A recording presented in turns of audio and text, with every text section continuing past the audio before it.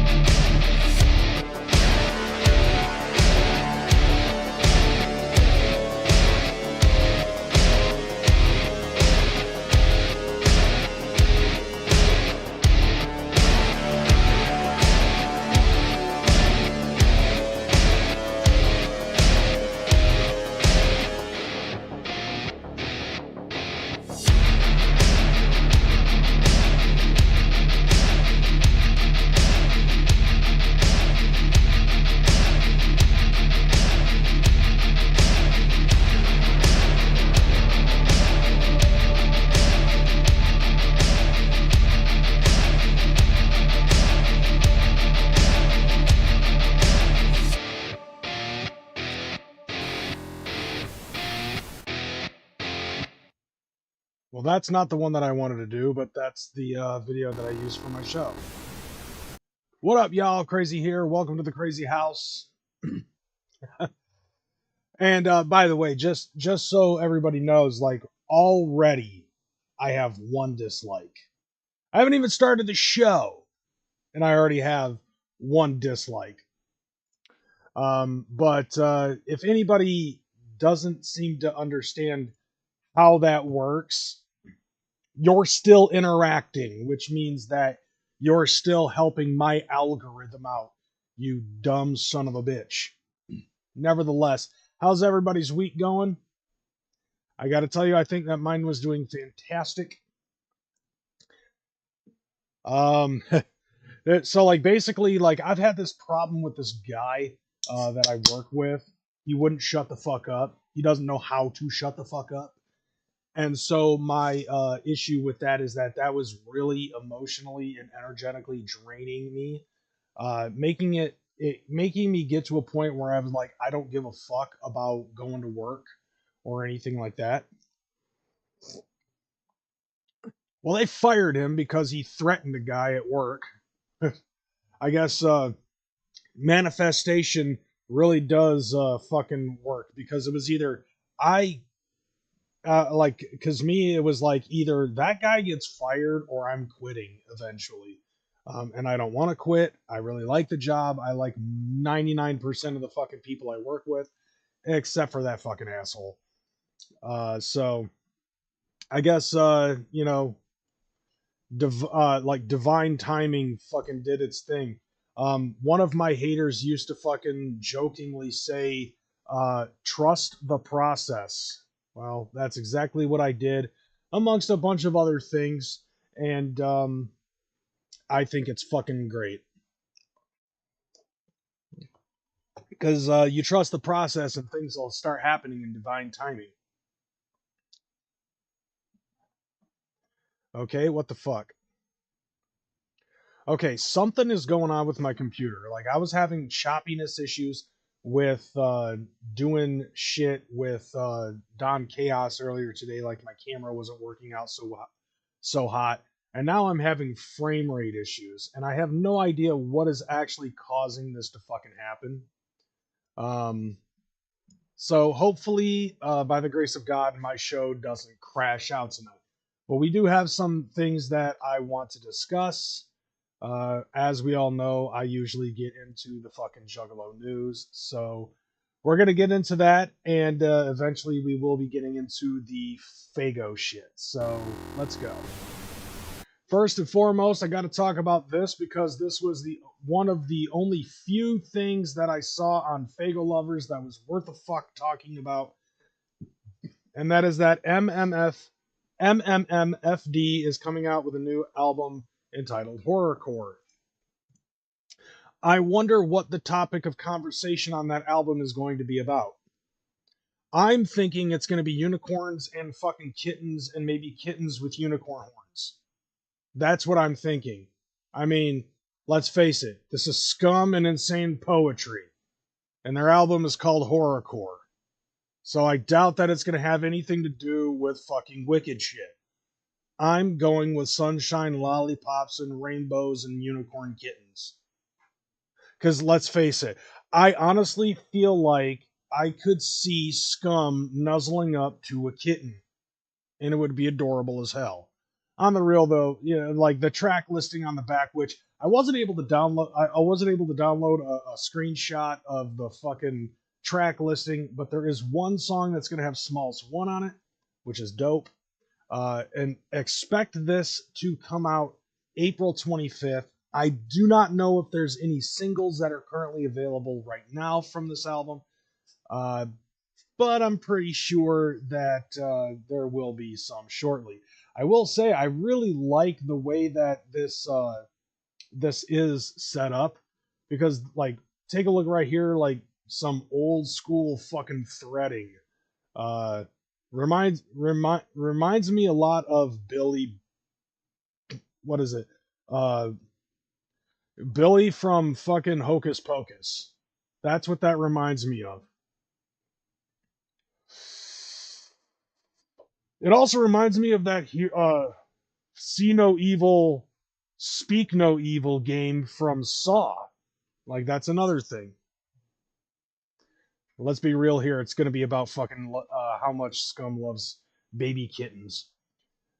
I will leave it up to Scum to fucking approach me in my DMs and fucking correct me to see if whether or not I am correct. And if I'm wrong, then I guess on the next episode of The Crazy House, I might have to do a fucking retraction, which will be Easter next year, and it's also 420 next. It's Easter next week. It's also 420 next week. So everybody's gonna be fucking smoking fat doinks and doing bong hits out of fucking deviled eggs. All right, enough of that shit. Let's go on to the next fucking topic of conversation that I felt was the only other thing that was worth a fuck jacking from Faygo Lovers, and it was this: Insane Clown Posse and 3-6 Mafia are going to be at this thing at the Sonic Temple Festival. Special guests. They are special guests. Think about this, okay? Look at the names that we have on this fucking list. All of these big fucking names. Like, we have a lot of big fucking names. Korn, Bad Omens, 3 Days Grace, Seven Dust, Alien Ant Farm for some fucking reason. I'm not counting that into the list of big names. Orgy. We have one Metallica set. We have another Metallica set. We have Linkin Park, or Diet Linkin Park, Rob Zombie, Incubus, Alice Cooper, Testament, Exodus, Overkill, I Prevail, Trivium, Hoobastank, the Sick Puppies, Alice in Chains, Chevelle, Corrosion of Conformity, Motionless in White, whatever the fuck that is, Memphis May Fire, Fit for a King, Boundaries, Casket, whoever that is, Mastodon, Acid Bath, Suicidal Tendencies, fucking Bullet for My Valentine, Jimmy Eat World, Of Mice and Men, Escape the Fate, Set It Off, Ice Nine Kills, Hollywood Undead, Asking Alexandria, From Ashes to New, Flame on Fire, Kill Switch Engage, Ginger, Cannibal Corpse, Hatebreed, Crossfade, Arch Enemy, Guar, Obituary. I'm just naming names as it goes randomly through my fucking eyes. Shadows Fall, Fit for an Autopsy, Bleeding Through, Ministry, Filter, Whitechapel, Under Oath, Power Trip. A lot of these, Silverstein, The Devil Wears Prada, The Black Dahlia Murder, which reminds me of a fucking joke that I fucking saw on TikTok earlier today. All of these big ass fucking names. Oh, I Set My Friends on Fire, Upon a Burning Body, The Acacia Strain, After the Burial, so on and so forth, and amongst other names that I have not made mention of because I either overshot them or I don't know who the fuck they are. But these are the names of the bands that are on the fucking sets, right? For this event that is going on from May 8th to the 11th. This is a solid lineup. And 3-6 Mafia and Insane Clown Posse are these special guests in a way that's as if to say that Insane Clown Posse supersedes 2 sets of fucking Metallica. Does nobody understand how this fucking works? We have the Killjoy Club, sort of, as the special guests at the Sonic Temple Festival. So, I will tell you this. This is a bomb ass fucking thing. So apparently the day to day is 200. You can get the entire fucking festival for like $450, and there's 5% of the tickets remaining. So if you've got the money and you've got the time, and I don't know which of these is which one of these days, if not the whole fucking set, if Insane Clown Posse is going to be there the entire week, the entire festival, or if it's just one day, it doesn't say anything. But May 8th to the 11th, you're going to get a fuck ton of good goddamn bands and probably some other ones that you may not have listened to. I don't know exactly where this is. You're going to probably have to look it up on your own. But like I said, it's like day-to-day tickets are like $200, $450 to $499 for the entire fucking event. And that's a lot of good fucking names.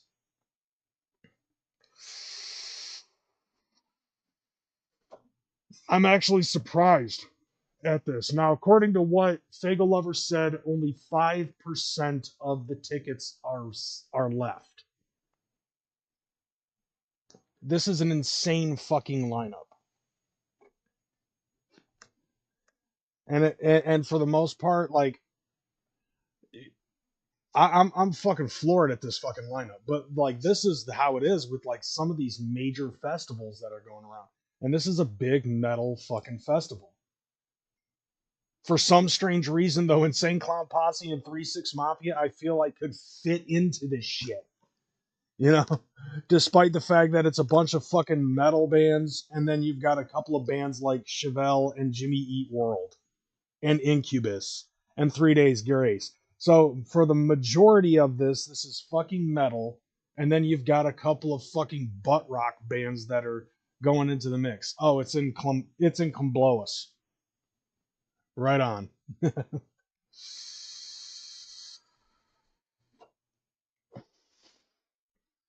And that's pretty fucking cool though. But then you've got Insane Clown Posse and 3-6 Mafia doing the damn thing. So, and on top of that, like last week, I talked about the Insane Clown Posse on tour that is going on, that starts up on the 12th and then goes on throughout the remainder of May. So, to my surprise, this does not coincide or intertwine with the Insane Clown Posse on tour. Is there even a fucking name for that tour yet? Because as far as I'm concerned, it's the Insane Clown Posse on tour. There will be pro shot videos of this for sure. That means we will get the ICP set pro shot. Can't wait to see that. And it's just like, if they're doing a set, like, where the fuck are they at in this? Like, are they going to be like, like fucking James Hetfield being like, ladies and gentlemen, Insane Clown Posse in the middle of their fucking set? And then Jay's going to be doing a throaty rendition of fucking, like, Fuel or some shit. I want to hear Violent J sing Fuel in his fucking 20% hearing fucking tone deaf voice.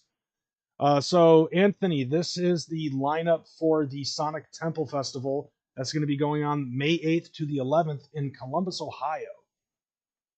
So tickets are available, but there's only 5% of them left. I don't know how many tickets are being sold, and it's somewhere between like $450 to $500 for the entire fucking 4-day event. But it looks like a lot of good fucking bands. Like, I would go, there's like a handful of these bands that I would go just for the sake of going. Oh, and by the way, the joke that I was talking about, I was flipping through TikTok earlier this week, and there was this black dude that fucking came up that said, name your favorite fucking band name, but replace one of the words with the word minority. I don't know what's wrong with me to fucking reply to this black dude, the Black Dahlia murder. But then when he said said replace one word with the color black, oh man, that was terrible when he himself fucking said Alice in Chains. And then he also recommended I Set My Friends on Fire. The other one that came to my mind was Infant Annihilator. For both of them, apparently that works. Oh yeah, and then in the chat, it got pretty fucking spicy. Like, it was fucking brutal in that comment section. So like, that to me, that was fucking hilarious. All right, so with that being said, now fucking somebody earlier, let me go ahead and take a look at this. Yeah. The homie 269 Kzu, you ended up asking about the fucking pops. Well, that's the next topic of conversation, because there had been some things that happened. Apparently, Faygo ended up having a couple of pop-up shows that happened. So like House of Faygo pop-up events. And this is the two new flavors of Faygo that have just recently came up. And yes, I have actually tried not only both of those, but I also tried the green boy, the candy apple boy. No, not it wasn't candy apple, it's sour apple. The candy apple one is red, that came out in 2001 when Faygo ended up doing that create your own flavor of Faygo contest, and candy apple ended up winning. But not only did they come out with a sour apple green boy, but they also came out with bubble pop and super pop. And yes, bubble pop does taste exactly what you would expect it to taste like. Either Bubblicious or Bazooka Joe, one of the two, I'm not sure. But it is fucking tasty. The super pop is supposed to taste like fucking Superman ice cream. And I actually enjoy that because I love Superman ice cream.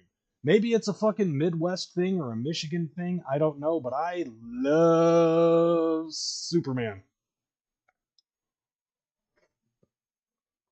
Shiprocked? Or are you talking about the fucking the fucking Sonic Youth Festival thing, whatever the fuck?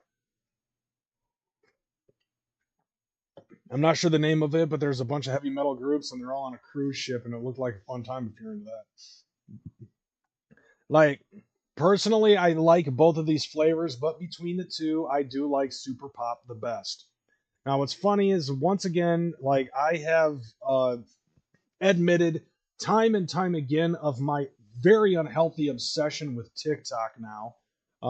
Mostly it's a lot of fucking Trump rhetoric, but what's interesting to me is I end up now seeing fucking shit from Sarah Rusi. So the next couple of things are going to be based around fucking Sarah Rusi. This is the first thing that I ended up seeing that this popped up. So Violet J and Sarah Rusi ended up being there, and there was actually a couple of fucking videos surrounding the pop-up shit that I think was shot by Sarah Rusi. This first one is not a very long one, but it's Violet J, Sarah Rusi, and Wacko the Kid at the House of Faygo pop-up. Yup. Trying out the Faygos and everything. J, Faygo shot. There you go. So apparently they had like a bunch of different Faygos. They had the taste testing spot here for the two new flavors, different venues and areas and stuff, just celebrating Faygo. Faygo's been around for forever and a fucking day. I think by now it's been what, 120 years Faygo's been around.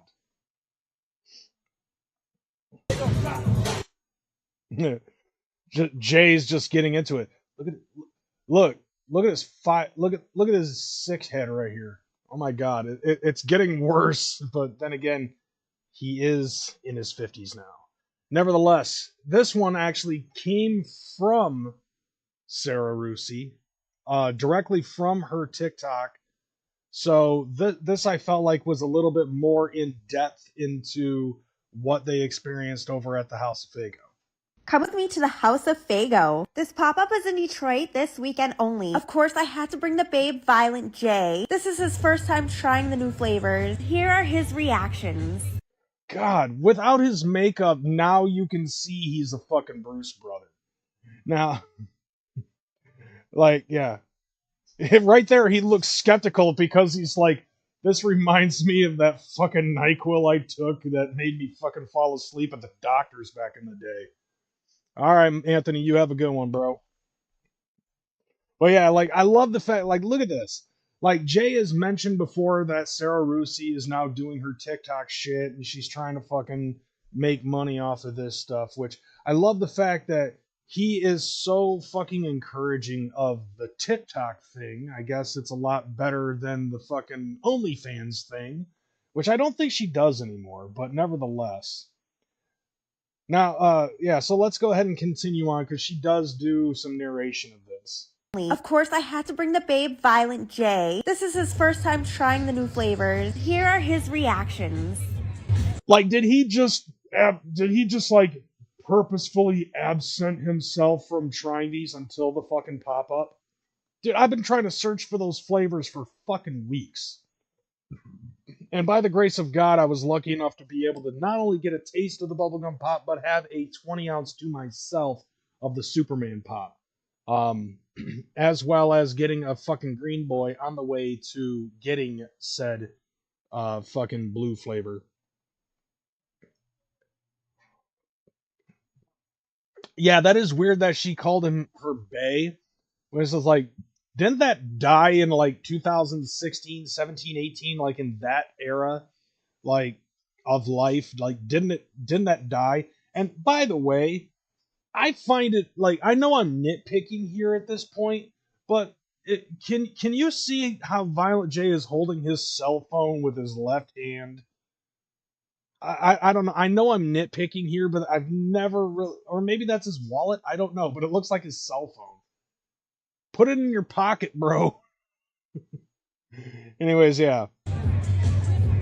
And the way she's, yeah, dude, his eyes just fucking bugged out. Yeah. Do you not see fucking Jump Steady in that face? Yeah. Dude, his eyes just light up at the taste of that Superman pop.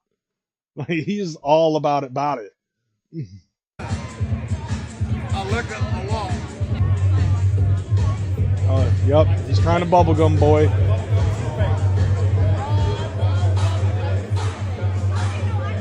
Oh, I might like that one more. My Yeah. favorite is the Super Pop. That might actually be my most favorite flavor of Faygo ever.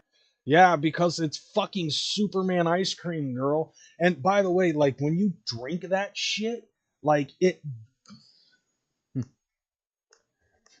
like when you drink that shit, like, you can actually, like, not only are you tasting the Superman ice cream flavor, but you're also getting what literally feels like the frothiness of ice cream. Like, that aftertaste is that ice cream frothy. Violent J ironically said when they first got together that they would never be going steady, lol, and yet look at them. Yeah, I mean, like, she's sticking around, and honestly, like, he seems much happier. Like, he's like and trust me when I say, like, I know this from experience, dating somebody that's a lot younger than you makes you feel younger. And seems to have a different energy being with Sarah. I remember when they first got together. Like, we all fucking thought, oh, she's just a fucking gold digger, but she just has a fucking taste in older men. That's just that's just the deal of it. Like, Jay is genuinely happy being with Sarah. And like I said, I, amongst everybody else, was very skeptical of that shit. None of us thought that this was going to last as long as it has. And I definitely have to say, I have been wanting to fucking say this to Sarah Rusi for a while.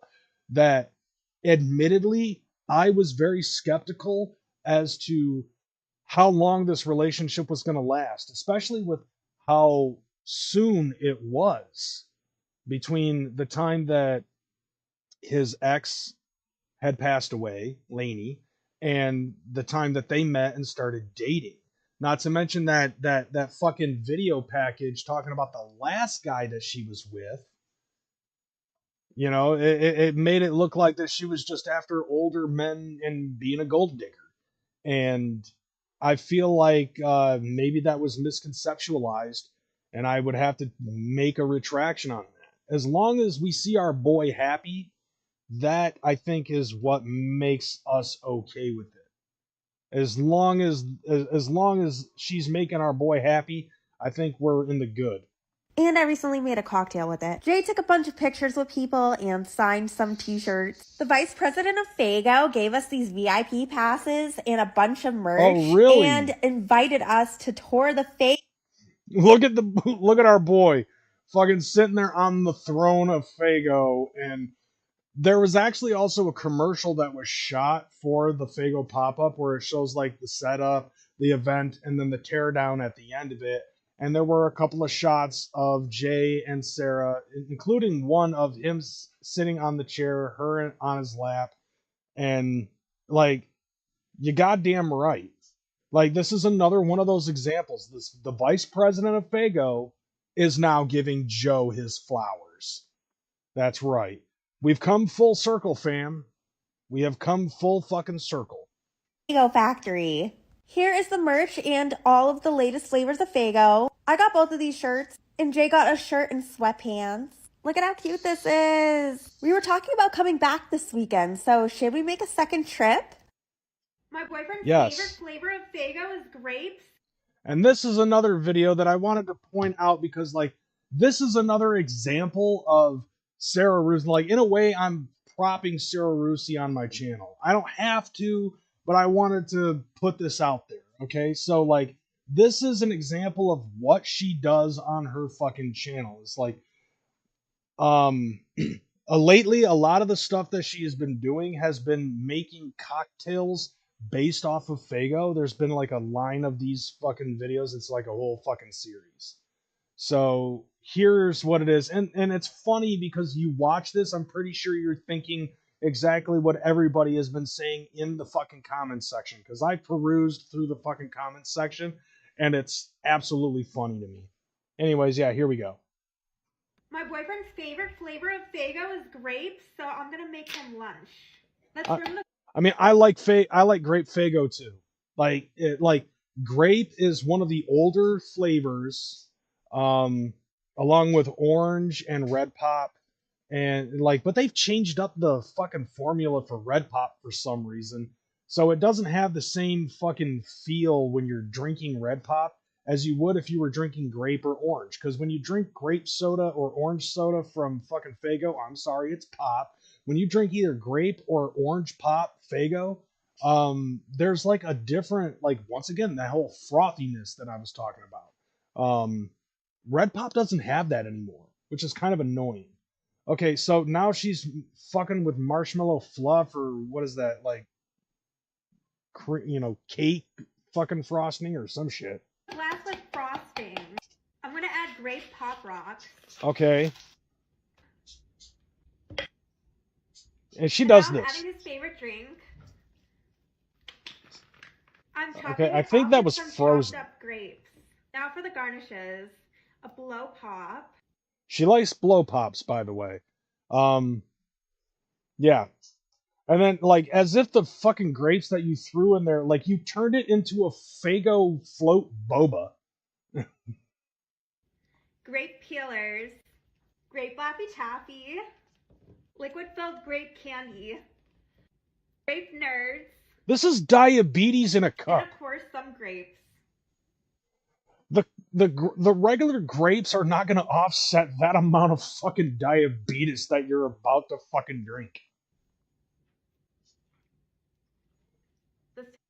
You can already see her pupils fucking dilate because her fucking pancreas has already completely fucking shut down. It's no wonder why she's so goddamn bouncy. She drinks more fucking sugar in one cup than I do in an entire day. And I'm a Red Bull junkie. Tastes like grape. No shit. You told me you like grapes, so I made you a grape meal. Whoa, that's a meal. Look at this. Looking at the dog for approval. Is this safe to eat? Max. Hold on a second. Let me rewind it. Whoa, are you kidding me? Look at that shit. This is grape to the max. Yeah, it is. So good. And then he dunks the taffy into the fucking concoction and eats it, and he's dead. Dude, and now he's in a diabetic coma, and fucking turns out that she's not in his will. But that's an example of what the fuck she does. Okay, so I'm gonna replay the very beginning of this, because, obviously you saw the same shit that I did for, half this fucking video. My boyfriend's favorite flavor of Faygo is grape, so I'm gonna make him lunch. Yeah, you saw the same thing that I saw. Boinga, boinga, boinga, boinga. And in the comments section literally hates on her for the fact that she does this. And it's to a point, I honestly, she even did it in the last video. In the House of Faygo, she was doing the fucking bouncy thing. Jay was fucking doing the bouncy thing with her too. This is a thing that she does. I don't know if she started doing that because it's appealing, or she's having fun doing it, or if she's doing it to spite the fucking chat who constantly bitches about her fucking doing it. And personally, I think it's hilarious if that's the case. If she's doing it just to piss off the fucking audience that hates her, then more power to her. But at the same time, it's okay, I don't know whether or not I need to be fucking, watching this just for the sake of my own entertainment of watching her bounce like this. Because at the same time, it's I don't want Violent J to fucking face fist me. You know?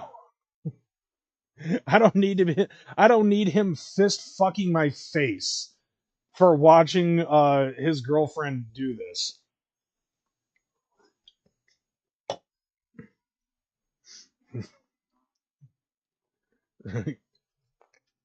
I don't think so. I honestly think that what she's got going on with Jay, I feel is legitimate.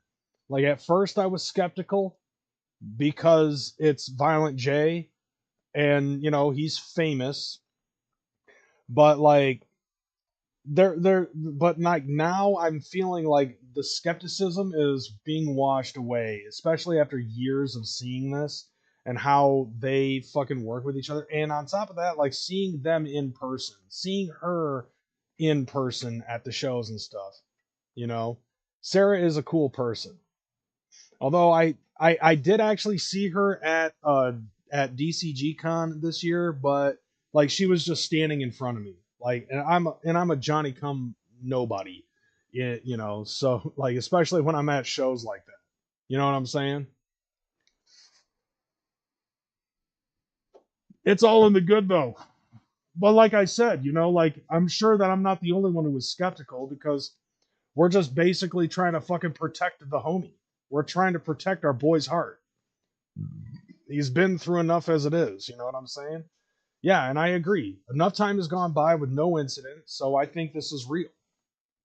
But like I will say this though, like the way that she fucking says, you know, like on the last video, in the House of Faygo video that we just watched, like she ended up saying, I had to bring the Bay Violent J," and the way that she makes mention of Jay, or the way that she makes mention of her boyfriend, you know, the fact that that he's her boyfriend and everything. There are a lot of people in her comments that tend to say, "Imagine making your entire identity revolve around your fucking famous rapper boyfriend."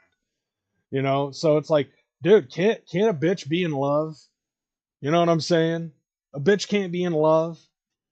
Like a woman can't fucking be proud of her man and want to do the fucking wifely duties of making him fucking booze made out of his favorite flavor of Faygo, and then trying to fucking kill him with that high level of fucking diabetes at the end of the day. Like, look at this shit. Those cherries are not going to offset this level of diabetes. You've got Faygo ice cream, Laffy Taffies, Blow Pop, some sort, you know, like Nerds, Pop Rocks, uh, like all of these garnishments and shit like that. That is a diabetic fucking coma.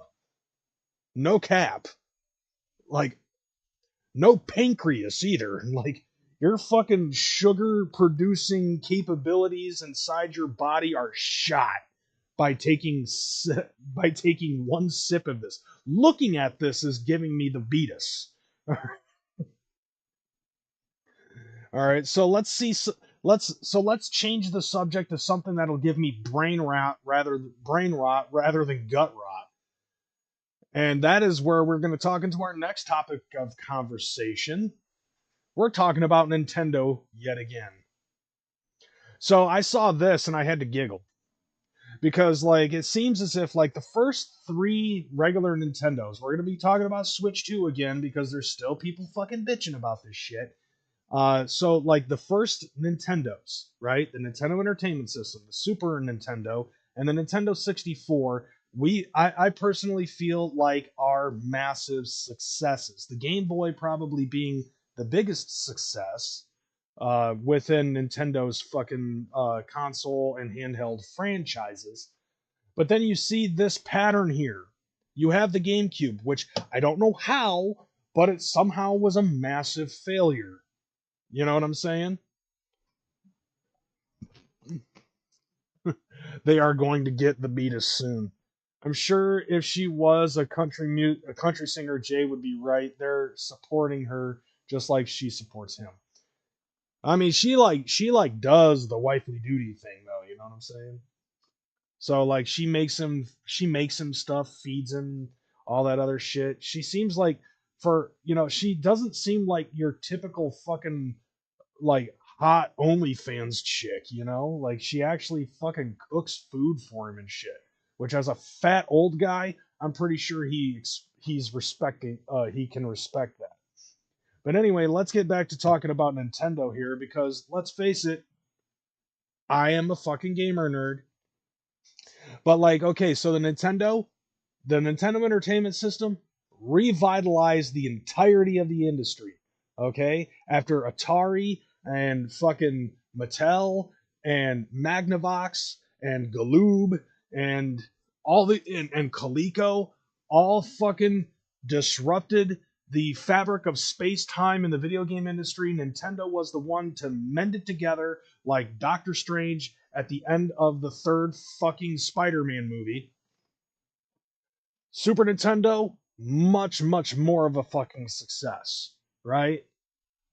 Not really. I think they sold less units for the Super Nintendo than they did for the regular Nintendo. And they sold even less units for fucking Nintendo 64. But if you know your history, you know that at that point in time, 4 houses were held up. Okay? We had, like, by that time, we had 4 fucking houses. Super Nintendo can be considerably the best Nintendo console. But I don't know how, but I didn't realize this. But, like, when you look at the numbers, when you look at the numbers, like when you look at the numbers of units that were sold, and I didn't even realize this, but in America, I'm assuming that maybe it's just America or maybe it's worldwide, I don't know. But the numbers for the GameCube totally fucking got swamped by even Nintendo 64. You know, so like this could be considered a massive failure. So there isn't a whole lot of units that were sold for the Nintendo GameCube, which could possibly explain why games like Pokemon Coliseum and Pokemon XD, all of their major hitting games are insanely high in price because there aren't very many of those systems that exist. And with less systems means less units sold for the games, right? If you sold 21 million GameCubes, that is the capper. Okay, you're not going to be able to sell more than 21 million copies of a game. So for a vast majority of those games that are out there, it explains why so many of those games that came out are still high in price. They're still sought after. There are probably less copies of regular fucking GameCube games than there are for obscure regular Nintendo games. You know what I'm saying? Not to mention the price of this, I believe at the time that it came out was $199. You know, adjusted for inflation. Not really. That was actually for how much it was at the time. But then the Nintendo Wii became a massive success. And maybe I'm wrong about the numbers that were being sold because this version of the Wii, not only could it play Wii games, not only did it have the fucking compatibility of the fucking, you know, with the Wiimote, basically utilizing the technology that was used for the fucking Power Glove, and that's why it's so bad. But it also was backward compatible to be able to play Nintendo GameCube games. So maybe I'm wrong. I mean, you've got 2 systems in one right here with the Wii. But then you have the Wii U that came out, which was also a massive failure. A lot of people really don't like the Wii U. I think when the Wii U came out, people were kind of hoping that it would have backward compatibility with maybe, say, DS or 3DS based games. Because look at that gamepad. Like, that was a revolutionary idea to have a wireless fucking controller that also had its own fucking touchscreen. So you wouldn't have to have... So you could have, like, say, you could possibly play something like a remake of Pokemon, like Gold or Silver or, you know, something like that, and be able to play something like that on the Wii U. Like, in theory, that is a good idea. Not to mention it played Wii games as well as the Wii U games, but nobody wanted it. Basically, I think the reason why it is because it was the Wii U. Everybody just thought, oh, it's another Wii. We already have a Wii. The Wii U is not going to be any different. It's the same thing with, like, okay, if you really think about it. Think about with the Sega Genesis and the 32X came out months prior to the Sega Saturn coming out, right? Sega of America came out with the 32X because they couldn't have a fucking agreement with Sega of Japan. Because Sega Japan was coming out with the Sega Saturn. And the Sega Saturn also was a 32-bit system, but it was also a disc-based system. But then you have the 32X, which is a cart-based system, and it was and both of those, because Sega of America and Sega of Japan were basically competing amongst themselves, so both of those systems became a massive failure, which caused a lot of problems with Sega Dreamcast, and that's why Sega Dreamcast failed. The Wii U is practically the same fucking thing almost, where it's like, okay, it's almost like a little tweak in the gamma, you know, where it's like, okay, there's only like one little tweak or two little tweaks that make the Wii U a little bit better than the Wii.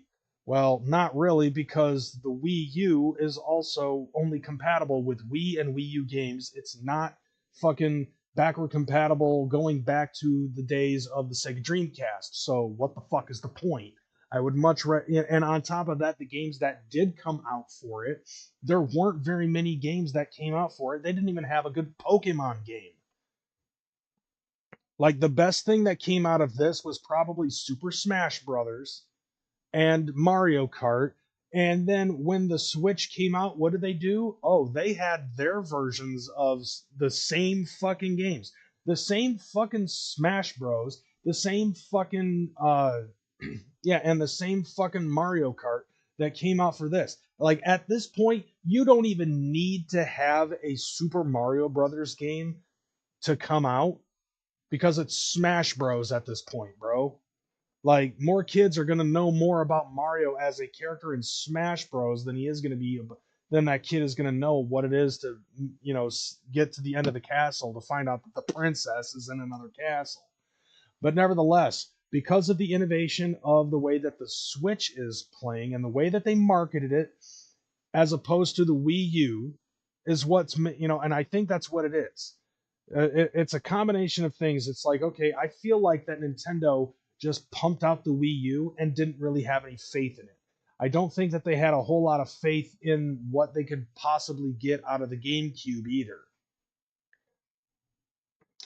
Because here we have the GameCube, right? It's competing with the Xbox. It's competing with the PlayStation 2, and both of those systems had capabilities to go online with almost every single one of their games that were coming out in their library at that point, right?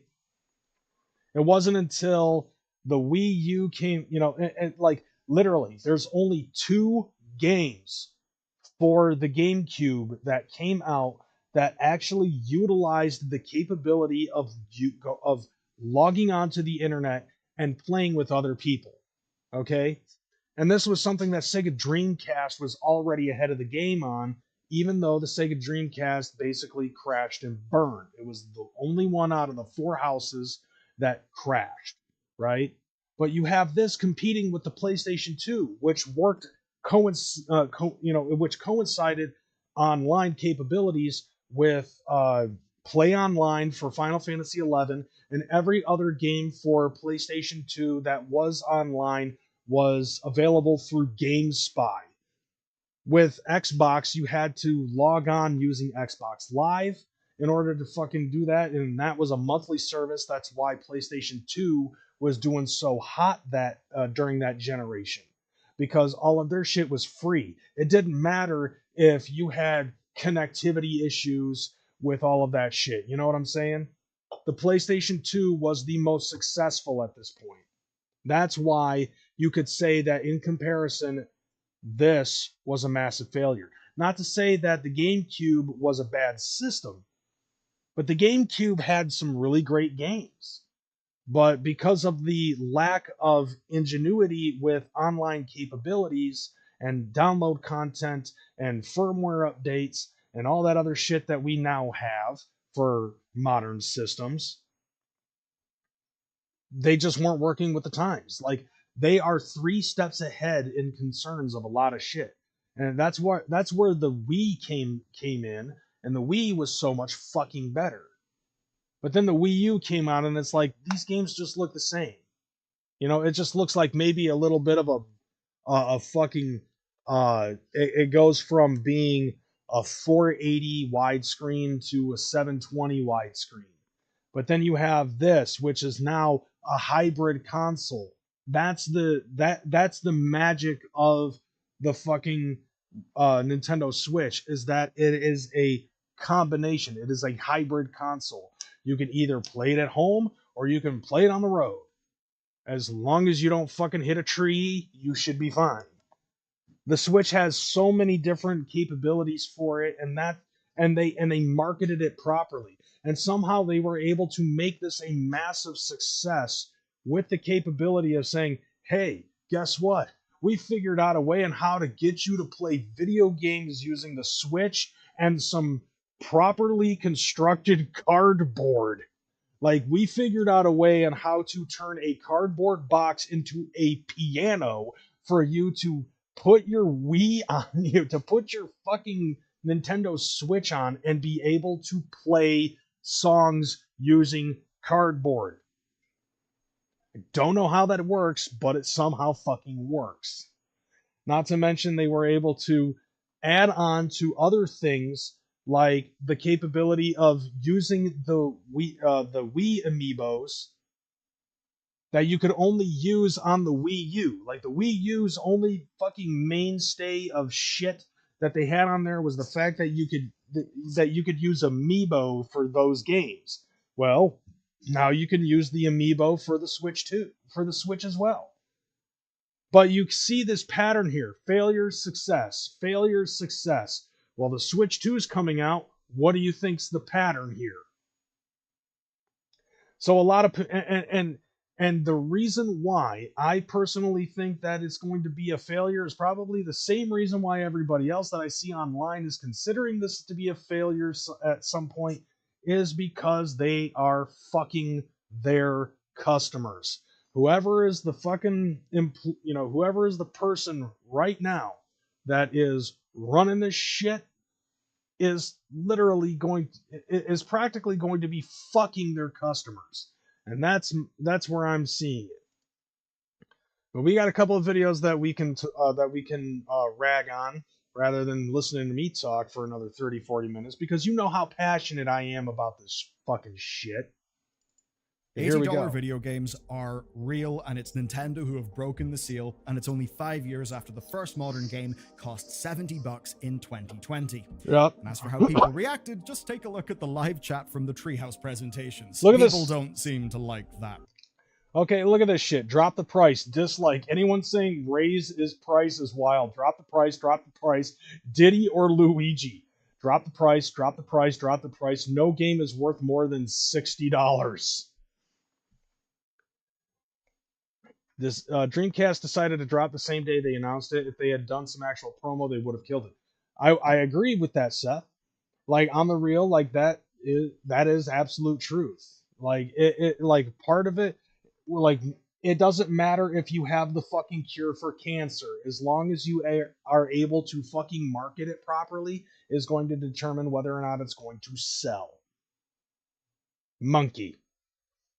Price. They don't seem to like it at all. And the worry now is that the floodgates are open. That if Nintendo think they can charge that much for a video game, well, what will the rest of the industry? Dude, like, everybody's saying the same shit. Drop the price.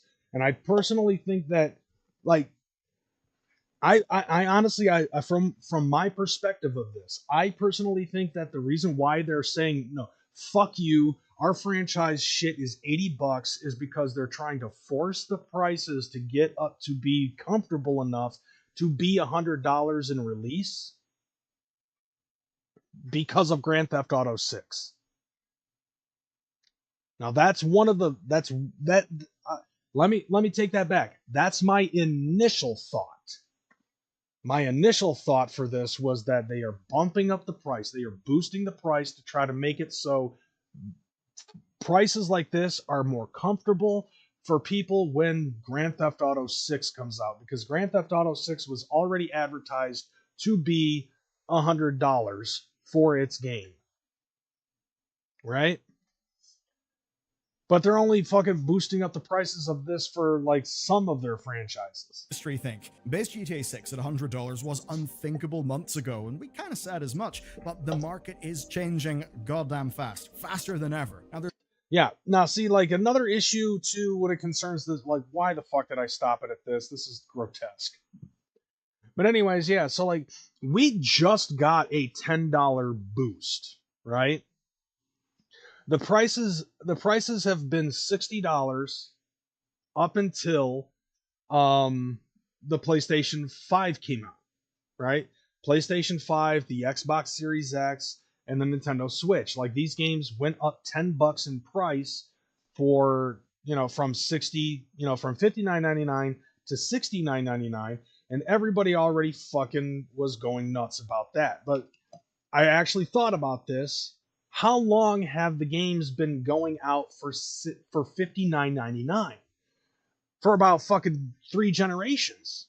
Two or three generations. Like, the games initially coming out would be either like $19.99 or $59.99, depending on the game.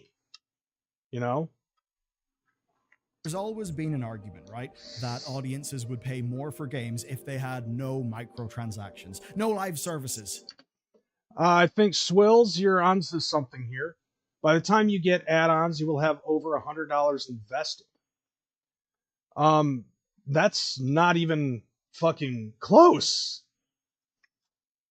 Like, you'll have $125 invested.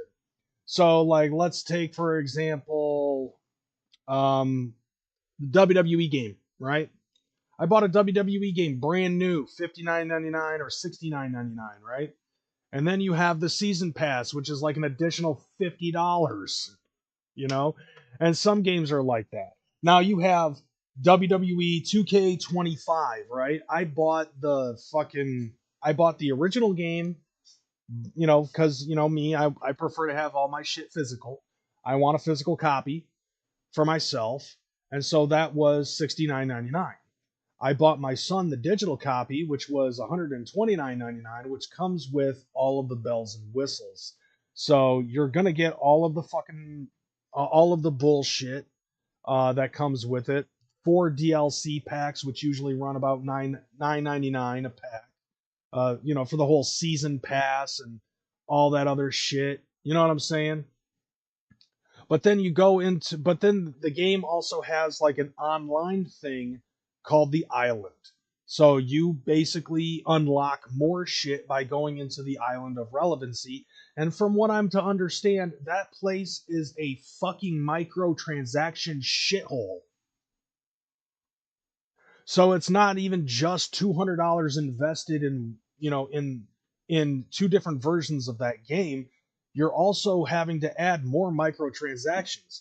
People who are getting into DLC, DLC was, DLC's one thing, but when you have microtransactions that come into the game that basically, not even unlock this to spend more to unlock this, is pretty much what microtransactioning is. Like, they did the same thing with Mortal Kombat XL. So like they have a Mortal Kombat game that, or Mortal Kombat 11. Mortal Kombat 11 Ultimate that came out, and they have like microtransactions to be able to unlock something specific. Like, yeah, whether it be, sometimes it's like the DLCs would be the skins, and sometimes the skins would have different controlling than the original character. Like, how many different variants of fucking Scorpion have we seen throughout the entire complexity of that franchise? So like you could get a fucking skin of the first Mortal Kombat Scorpio, and it would play just like the regular fucking Scorpion, I should say. Fortnite is crazy with that fucking shit too. Yeah, I agree. But like, in a way, that has the capability of earning in-game currency, but you can buy more in-game currency with a fucking card or through some sort of a microtransaction on the PlayStation Network or Xbox Live in order for you to have enough fucking V-Bucks in order to get a new skin, which really does nothing but make your avatar look cool, so you can. But then again, like there are certain characters that some people will buy, so that way you can have more fucking avatars that look cool. Like when Deadpool fucking was a playable avatar. Oh yeah, you know that I worked my ass off to try to get that avatar. But like when you combine this shit, it's like, okay, look, the last generation just went up $10.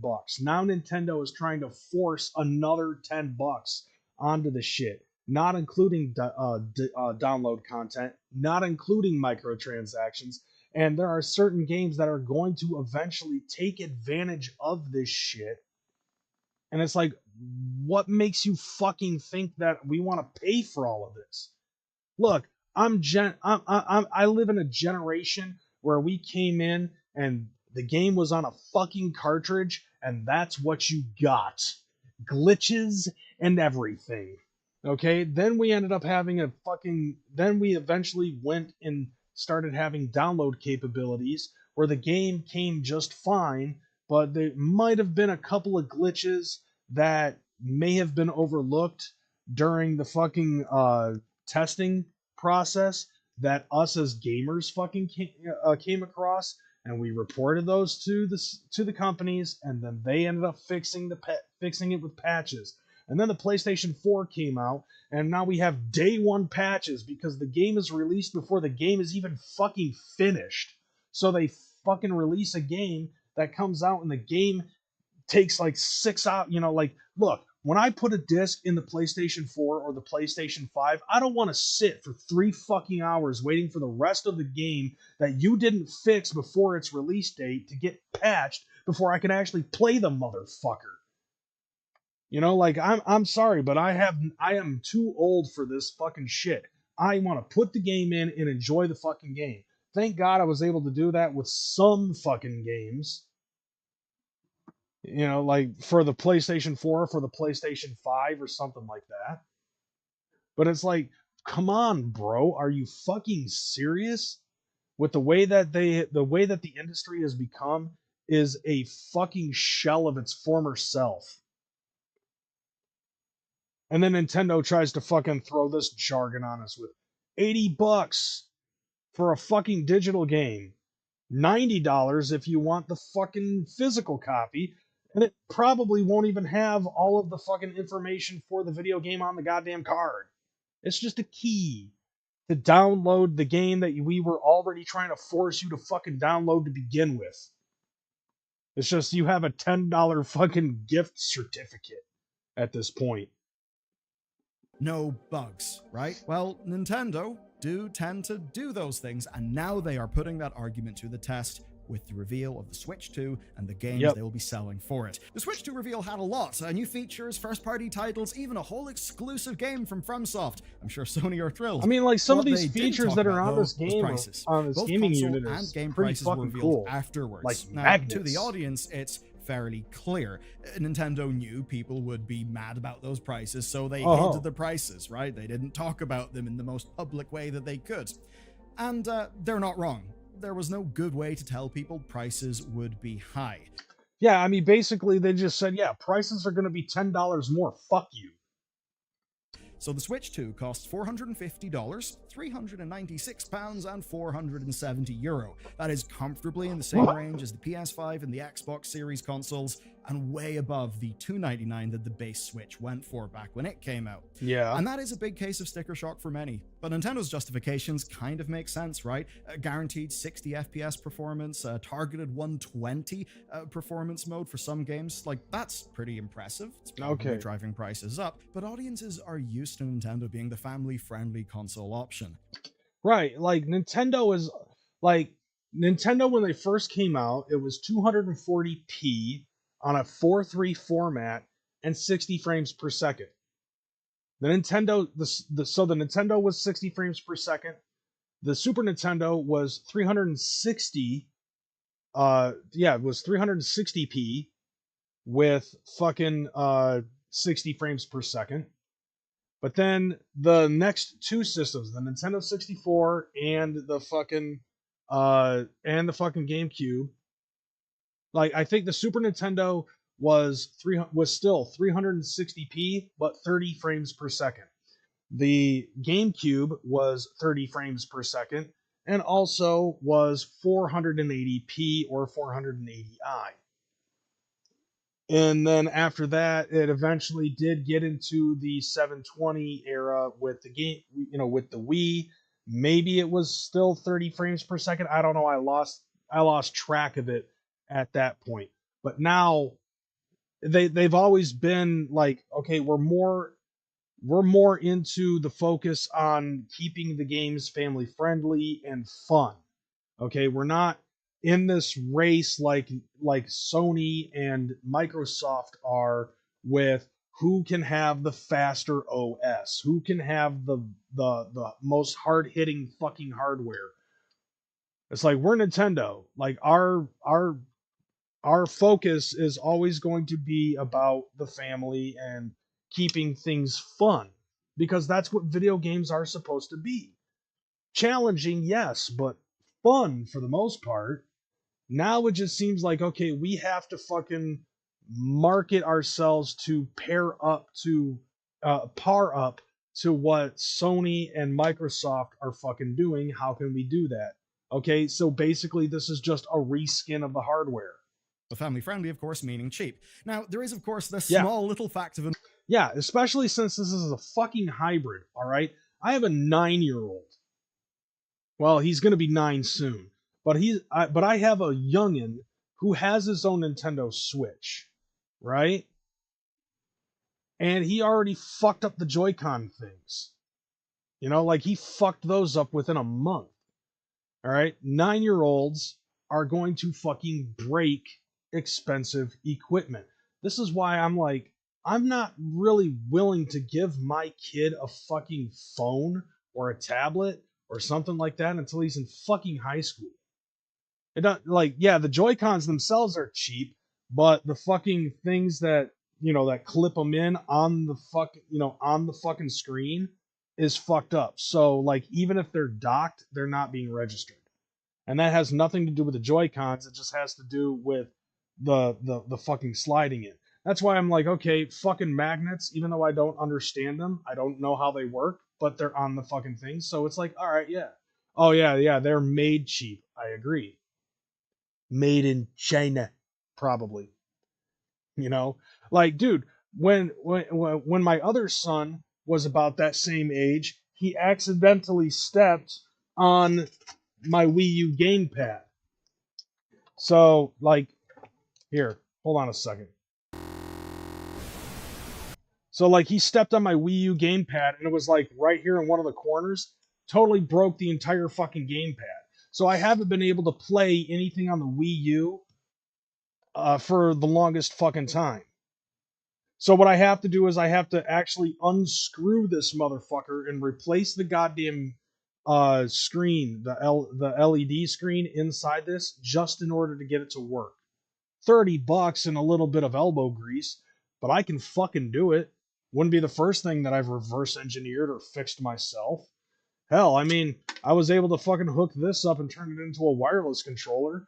I was able to reverse engineer my fucking PlayStation 3 completely, so I could fix this once I get a fucking screen for it. Nevertheless, still haven't been able to touch this in quite a while. A 6-year-old broke that thing with his goddamn foot. All right. Inflation, because the previous... Hold on. What was he saying? Kind of makes sense, right? Guaranteed 60 FPS performance, targeted 120 performance mode for some games. Like, that's pretty impressive. It's probably driving prices up, but audiences are used to Nintendo being the family. I mean, that's the system, though. The family. Okay, with the system being, 4K when docked, 120p when not docked, I guess that would make sense. The hardware would cause it to boost up an extra $200. But I don't think I would want to give my child a fucking $500 handheld. Friendly, of course, meaning cheap. Now, there is, of course, the small little fact of inflation, because, the previous Switch, that was $300 on launch. that actually would be $400 if it was today and you were factoring in inflation. Okay. So in a way, in sort of real terms, the Switch 2, you could say, is only $50 more expensive. But on top of that, you got to remember that Nintendo, unlike the others, do tend to sell their consoles at a... Well, here's another thing too. Like, there has been no increase in minimum wage, right? Inflation is through the fucking roof in our country because reasons. And so, like, you're trying to justify this feeling like it would be, like, you're trying to justify that with inflation, it's just an additional $50 for so many brand new different things. But it's like, no, we're still feeling the effects to where it's like, okay, sorry, but $500 is $500 as opposed to $300 being $300 or $300 being $400 now. Like that doesn't matter. The amount of ducats that we need in order to buy this motherfucker, it doesn't matter if you adjust for inflation and then compare the prices between the Switch and the Switch 2. It doesn't matter. $500 is, looking at it statistically, just looking at $500, you're just like, damn. Profit. I don't want to get this for my fucking kid. Not as a loss. So the console prices are pretty sharp, but you can almost see a certain logic to them, right? Why is there a fucking... Who uses a goddamn LAN cable? Don't worry, I'll wait. Who's gonna fucking get the Switch 2 and be like, hey, let's have an old school LAN party like we're gonna play fucking Quake or something? Look at the bottom. That's a landline. Component costs, like custom chips, have not gotten cheaper in the last 8 years. A lot of the fabs of Earth are fairly busy making other things, and the Switch 2 is kind of like a portable PS4 Pro with its own screen. And okay, here's a reason for it being $500. There's a cooling fan in the dock. And there are hidden costs as well that Nintendo has got to pay for. We'll get to those hidden costs later. So, a $50 increase above the inflation sort of adjusted price of the base Switch is kind of understandable. It might not be acceptable, but it is understandable. Linus Tech. What people have got a far harder time understanding, though, is the cost of the games, especially in context of the cost of this console. A console that's almost certainly being sold at a profit. First-party Nintendo games will cost $80 at launch. I mean, like, personally, I think that if Nintendo is going to keep these prices at $80, $90 a pop for the little cards, then they should eat the price on the fucking Nintendo Switch. That's my personal view, because either way, like, they're putting the $80 ticket on their own personal game, on their own personal fucking games. And the third-party games will still be able to make a profit, and so will Nintendo, even if it's like at an $80 ticket price. You know what I'm saying? So if they ate the cost of the fucking Switch 2, then I think that it would be a lot better for them. I'm happy that you brought up with your kid having a phone when he is in high school. Well, today's era of bad parenting and who let their kids act. Well, yeah, because like I fucking noticed that shit. So it's like I see how other kids fucking act in comparison to other, how some kids act who have cell phones when they're like 6, 7, 8 years old. Like, I see how they act and react compared to other kids who don't. Like that's what made me have the decision to be like, yeah, fuck giving a 5-year-old a fucking phone. Like, they don't need it. I didn't have one when I was that age. Hell, I didn't even have a beeper until I was in fucking high school. And I thought I was the shit because I had a fucking beeper. But nevertheless, like, personally, I think that the Switch, for the gaming console, like, for every company, I personally think that for every company, the consoles need to eat the cost. Okay?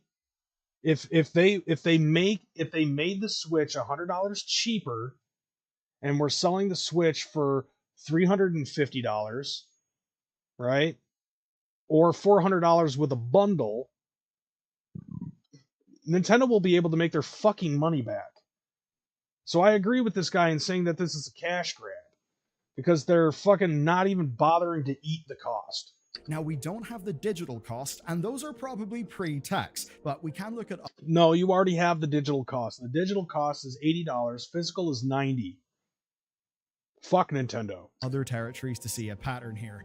And it really is a pattern that stings. So, if you live in Europe, well, the Euro costs are $79.99 and $89.99 for the digital and physical versions, respectively. Now, this is weird, though, because, like, take a look at this. Donkey Kong Bonanza is going to be physical for €79.99. And fucking the digital version of Mario Kart World is going to be €79.99. What the fuck? Yeah, physical's more expensive.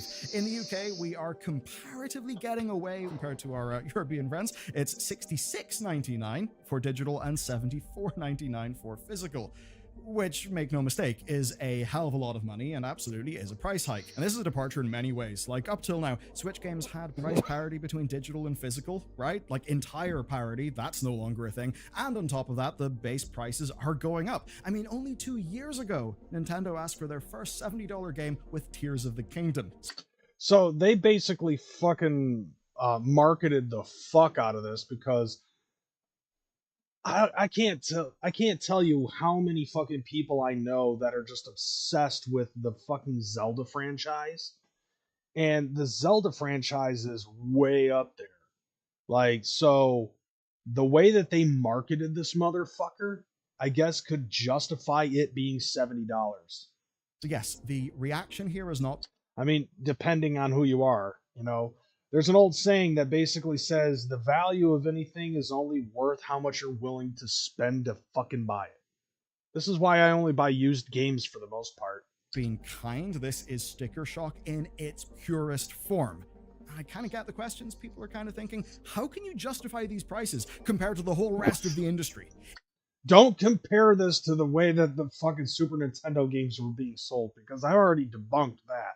Is this complete unbridled arrogance? Yes. It seems that way, but there is more to it than that. Okay. This is Nintendo experiment. Hold on a second. Did I just see Waluigi in a golf cart? I swear to God, if they come out with another Smash Brothers game, Waluigi better be a playable character if they want my $80. Like that's it. That's all anybody fucking wants. Like, seriously, fucking L's in the chat if you want Waluigi. Actually, yeah. WL in the chat if you want Waluigi as a playable character in Smash Brothers. With products and pricing. So yes, it's 4 games at $80, 3 of which are actually ports, which does seem completely unbelievable, but an $80 port is not what Nintendo are selling. Kirby and Mario Party are both bundles of a $60 Switch game and a $20 content DLC. Okay, so basically, yeah, they said that 4 games are going to be ready on launch, and 3 of them are fucking ports of the previous fucking gen. Like, that would be dope to have Gino as a playable character, or have Gino involved in it in some way. Plus Switch 2 exclusive performance boosts, which I suppose is good for those games. They'll play better. Then there's Tears of the Kingdom. That costs $80 because it's a $10 DLC with only some new story and quality of life features via a Nintendo Switch Online on top of a $70 game. Plus, Tears is free as an upgrade if you have a Nintendo Switch Online. Certainly a good thing that they're doing. That continues Nintendo's policy of some DLC so that kind of like pulls back a little bit. But meanwhile, other first-party games are just getting free patches, and those will improve performance and add base-level Switch 2 features, which is fairly good.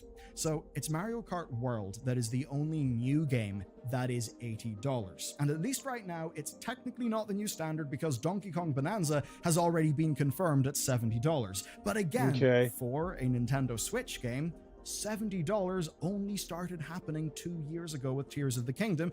I mean, like, $70 has been going on since like PS5 fucking came out, and 75, yeah, it was like $70 started coming out when the PS5 and the Xbox Series X came out. Nintendo started seeing the writing on the wall, and they decided that they were going to start jumping into the mix on the $70 as well, like 2 years ago, as the guy said. But now they're like, no, we're going to do $80 now because fuck you people. Like, we're going to fucking milk the cow as much as we can until the cow is like spewing powdered milk. And you could certainly argue it was Tears of the Kingdom, one of the largest, most hyped games. No, it wasn't Tears of the Kingdom. Like, Tears of the Kingdom, I think, was a test to see if whether or not $70 would be willing to work. And since it did, because all the other games in the fucking industry at the time were coming out brand new at $70. And since it did, it was basically just, you see what I'm saying? One that you probably could justify $70 for. So what used to be an exception perhaps now may be the rule. Beyond the it is now, games, though, but until they decide how they're going to make it fucking $80. Until autumn, right? Because we're Nintendo. Mario Kart World will cost $4.99 as a bundle. So that's basically cutting $30 off the full price. And keeping in mind, as I said last week, this retail price was before the tariff thing came into play. And so now people are saying, people are up into question and up in arms about whether or not, with the tariffs coming into place, thanks to Trump, as to whether or not that's going to up the price. At this point, I personally suggest that for the sake of Nintendo, eat the fucking cost. You're going to have no choice but to eat the fucking cost. Because if you change the prices because of the tariffs can be taken off eventually if Japan is willing to fucking strike a deal with America. Then the tariffs can be fucking taken away. Everything evens out, and then we're stuck with a fucking higher price without the tariffs. And if anybody wants to fucking buy a Switch 2 with the tariff costs without having fucking tariffs, there's not going to be Nintendo will fucking fail even farther than it already is intended to be at this point. Right? So you could buy the console for $449 and then buy the game for $80 on top of that, but clearly the incentive is to not do that with how they have structured their pricing here. So you could say this is a test. Nintendo know they will sell Mario Kart in bundles, right? Like completely. Yeah, because like technically they're selling the system and then the game itself is going to be sold for $50. Switch to. By the way, I like this fucking setup. Look at this. It's Donkey Kong, bro. Like, that looks dope as shit. Lifespan. But this $80 standalone cost will help test whether audiences will be open to spending $80. Well, see, here's the thing. It's going to be like, it's either you buy it for $80 or you don't get the game until the next console fucking comes out. Because new games for the fucking Nintendo Switch 1 are still $60. Even the games that have come out since the inception of the Switch, since the Switch 1 came out, are still $80. Like what was the initial Super Mario game that came out for the Switch? Was it Super Mario Odyssey? I'm pretty sure that game is still 60 fucking bucks. Or 70 fucking bucks. Whatever the retail price was when that game came out, it is still that price brand new. Used copies of that game are only $5 or $10 less. And the Switch came out, 5-6 fucking years ago? It's been a while. So it's like, no matter what, it's like, okay, Mario Kart World comes out as a standalone game for $90 on the fucking market. It's going to stay $90 until the Switch 3 comes out or whatever the next console that Nintendo decides to come out with. Like the Nintendo Brain Chip. And the games are still going to be fucking $80, $90. Like, that's just how Nintendo is playing it now. They're not reducing their prices to make it more beneficial for people because they're not buying the fucking games, because people are willing to buy Final Fantasy fucking 7 Rebirth for, $80. People are willing to pay like $100 for Grand Theft Auto 6 because that has become the most hyped fucking game in the history of video games, and Rockstar believes that they can fucking do it because we're Rockstar, fuck you. Like, basically, the video gaming industry is turning into, we're such and such, fuck you, you're gonna pay for it, or you're not gonna be able to play anything from us. Sorry, not sorry, but the best way to fucking hurt somebody is hurt them through their wallet, especially fucking companies and industries. It's not like I'm trying to fucking set GameStop on fire because the video game prices have been pushed up to $80. And I'm just saying this is bad. And if they don't buy at the right ratio, perhaps Nintendo won't do that again. But then you could also argue that they've maybe priced this game at $80 to make the bundle look like a better deal, to incentivize more bundles, to increase the rate of adoption. But all of this, though, is worse because of the Nintendo exclusive problems. And there certainly are a few. Think back to how we've been talking about Ubisoft games lately, right? The idea that games decrease in price so fast these days because they need to get more sales. If there's a big Ubisoft game, it will at least be 50% off in like a calendar year. But that's not Nintendo. Yeah. Oh no. These games will cost this much pretty much forever. Look at Nintendo's price curves, their sale discount rates for their big games. Some of them practically never get a discount, and there's really no reason from Nintendo's perspective because they still have absolutely ungodly attachment rates and sell quantities of copies that anyone in the industry would literally kill for. I mean, I agree with that. Like, the only reason why the prices never go down is because they know that eventually somebody's gonna fucking buy one of those games. So it's like, what incentive does Nintendo have to drop the prices of their franchise hits? Like, they have a good stake in a lot of the fucking market. Because Nintendo has, obviously, as you can see, the Mario Brothers fucking franchise. They have the Metroid franchise. They have the Zelda franchise, Donkey Kong, Pokemon, so on and so forth. Like, there's so many of these fucking franchises that Nintendo has their hand in. And they know that people will buy this shit eventually. So it's like they have zero incentive, in a sense, to fucking drop the prices down.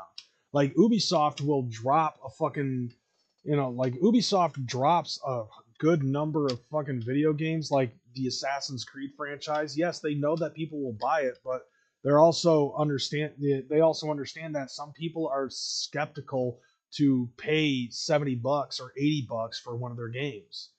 Like sports games, like after a year of an EA fucking Madden game comes out, those motherfuckers drop horribly. I can only think of the possibility of maybe 5 sports games that have come out that are still like up there in price. Like, one football game is still like $54.99. Most of them, like, dude, I just saw a video game for like NBA Live 98 for the PlayStation 1. I bought it for $2.99. The new AC Shadows game is a great example. Gloves are off. Yeah, like, Shadows will fucking be down half the price within a year. So in a way, it all makes sense from Nintendo's perspective. That's not the audience's perspective. And there's stuff to really keep in mind there. I mean, as a general gaming audience, this is different times to when the Nintendo Switch launched. The same inflation that means you're priced out of an $80 video game is the reason why Nintendo are raising the prices. That's why they've also dropped the physical and digital parity as well. And because it's such a steep jump and such a beloved brand, it does feel all the more like a betrayal. Hence the pushback. But what if I told you this was all about to get a lot more spicy? You see, Nintendo's biggest problem may be in the fact that they had 8 years of comparative stability. Now they've jumped, as has been flagged by analyst Matt Piscatella. Matt has been in the analyst game for like 20 years. He knows this shit. Here's what he said. Whatever. Welcome to the new normal of pricing, US folks, but instead of a slow increase over time like we've seen in grocery over the past few years, we're going to start seeing things happen all at once. Yeah, I mean, that's basically Nintendo saying, yeah, we're raising our prices, fuck you. And we don't like it. They're basically trying to tell us to eat a giant shit burger. So it's not a coincidence then that Nintendo's high prices are coming in the middle of choppy international trade waters. Yeah, like, but like at the same time, they didn't fucking know that Trump was going to be doing the reciprocal tariff thing at the time that they made the price announcement. One could say, and quite a few experts are suggesting these prices have been set in order to absorb the incoming tariff costs on Nope. their margins. But of course, that price has also got to pay for, the work done to date, including the... No, like I said before, like they came out with the price and then the tariff announcement came out. So this has nothing to do with the tariffs. Like, you know the thing about time, like there's such a thing as timestamps. And that has actually shown that the price came out and then the tariffs came out. And it's not like Trump was like, we're going to try to increase the price of the Nintendo Switch 2. So we're going to add reciprocal tariffs to Japan at 10% tariffs.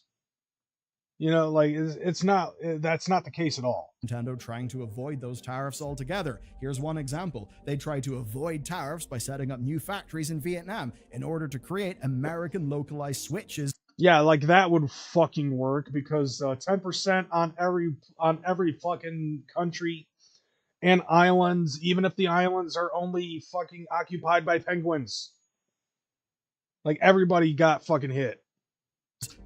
So that wouldn't fucking work. The purpose of import. And that is actually what a massive amount of US companies have done. But on the very same day of the Switch reveal, well, the tariff stuff happened. There's a 46% tariff on Vietnamese imports to the US, let alone the stuff in Chinese imports. So the MSRP of your Nintendo Switch and its physical games is a loose suggestion at best. Retailers can and likely will put those prices up to cover the costs. No, they won't. They're gonna eat this motherfucker. Like, that's what I keep on saying. They have no choice, I think. Nintendo already put the fucking prices out. Everybody that is a video game nerd that has a goddamn podcast is talking about the price being $449.99 or $499.99 with the bundle. If Nintendo tries to fucking do something other than eat the cost of the tariff, then they are going to sell a lot less fucking systems. Because everybody that is wanting to buy one of these things is like, but you promised us $449 for the system. Oh, that's not what you're trying to do? Okay, fine. Kiss my ass, Nintendo. PlayStation, I can guarantee you that Sony and Microsoft are already taking these things into consideration as to how much the costs of these things are going to fucking be. And they're already taking a look at what Nintendo is doing, and they're going to market their next console and their next games based off of what Nintendo is doing in order to say fuck you to Nintendo, while fucking us at the same time.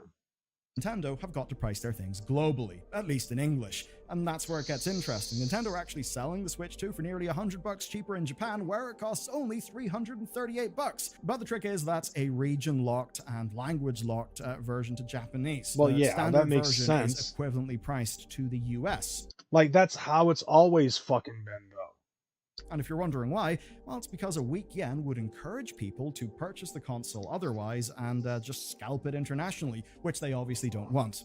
That's the same logic behind the physical game costs as well, especially in Europe. Everything goes up when one region spikes the costs, and this is not just Nintendo. Take as an example the PS5 Pro. When it was released, it priced people out of the high-end console market, and there was pushback. When the new GPUs came out this year, they were actually pricing some people out of the high-end PC market. But Nintendo have never been high-end, right? Nvidia making a shitload off 4090s and 5090s works because they were selling those in many cases to the enthusiast PC audience. But with Nintendo, as much as I personally would have loved a Switch Pro that could play games in a vaguely acceptable manner, they obviously did not feel the need, the financial pressure, that it was worth them even bothering. Being real with you, this is only the beginning. In a few years, the PS6 will release. Xbox will probably have a new console as well. Yeah. Nintendo are not going to be an anomaly for long. They are just the first in line. and as of this generation, the margins on all consoles and accessories have been so narrow that we've not seen price cuts. Yeah, you may not have noticed it because perhaps you already have like a new console or something, but we are not getting the degree of price cut that we were used to getting in, say, the PS4 generation. That's already a sign there isn't as much slack. I'm drawing a fucking blank. That's why I'm risking the possibility of not getting my monetization for the ad revenue on this just by sitting here watching this. But it's just it fucking baffles me that Nintendo thinks that this is going to be the smart way of doing things. And there was another thing too, like a video that I came across that said that Nintendo Switch 2 is actually a scam. And like, Nintendo scamming us? No. The price we announced today of $449 for this Look at this opening though. We didn't consider tariffs into that equation. Well, of course you didn't, because you didn't know that it was happening. But like, here we are, like, once again, this guy's explaining the price factor of the Switch 2, and then at the same time you're seeing everybody fucking saying, drop the price, drop the price, drop the fucking price. We felt that that was going to be the right price point for our consumers and the right value proposition, if you will, for the device that we're creating. We're entering into a new era of Nintendo, as said by Nintendo, which almost has flashbacks to how Xbox was branding themselves after the reveal of the Xbox One, and the parallels with the Xbox One and some of the disastrous consoles over the last number of years.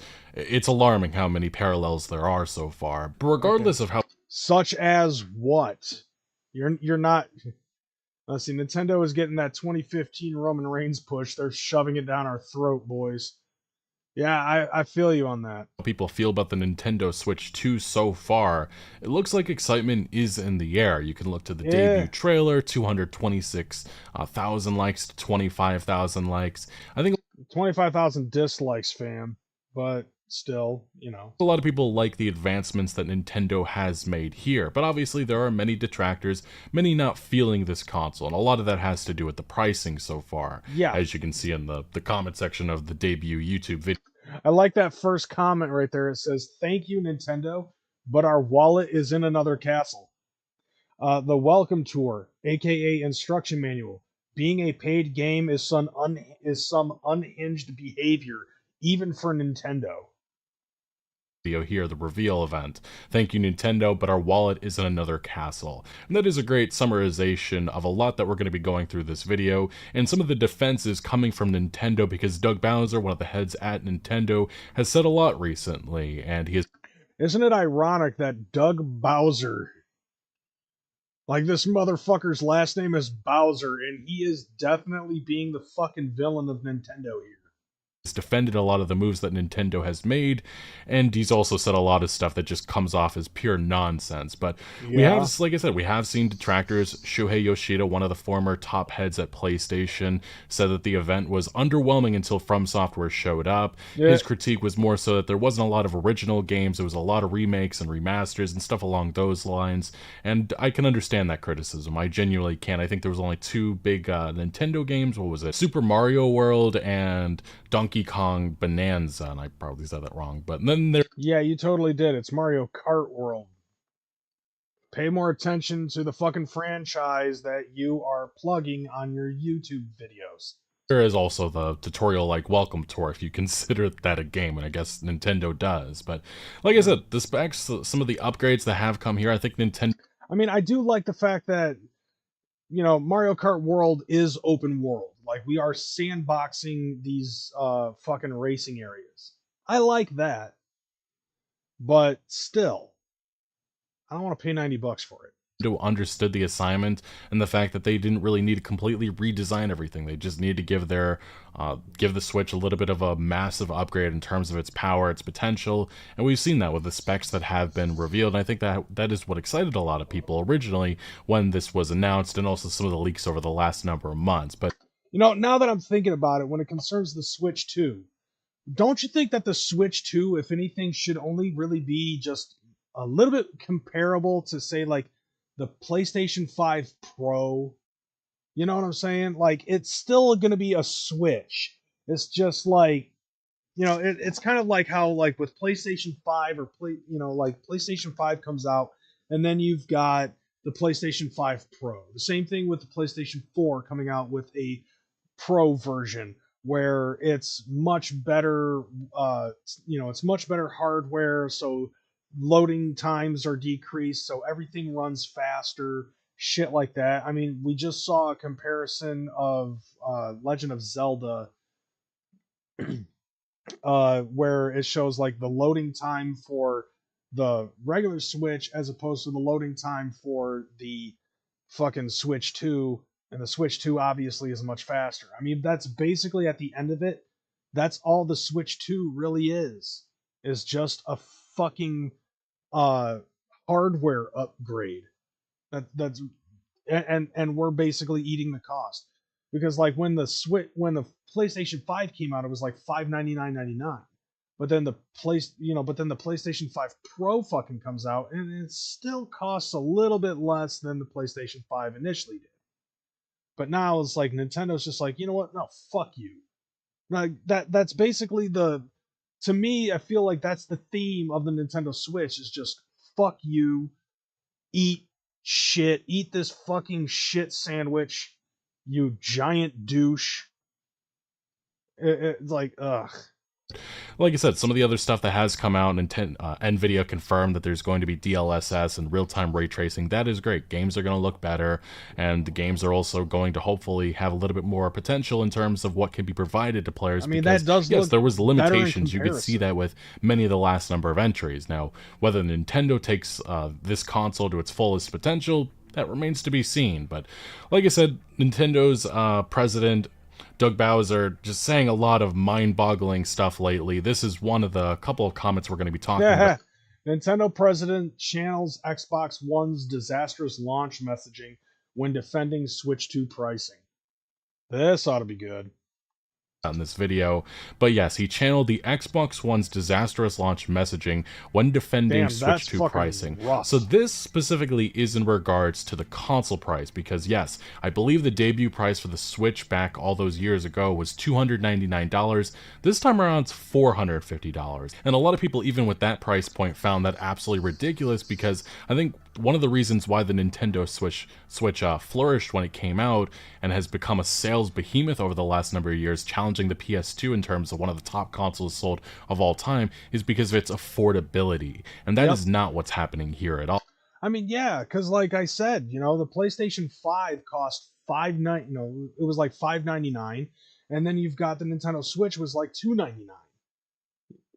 That was the same fucking market argument when the PlayStation 1 first came out, right?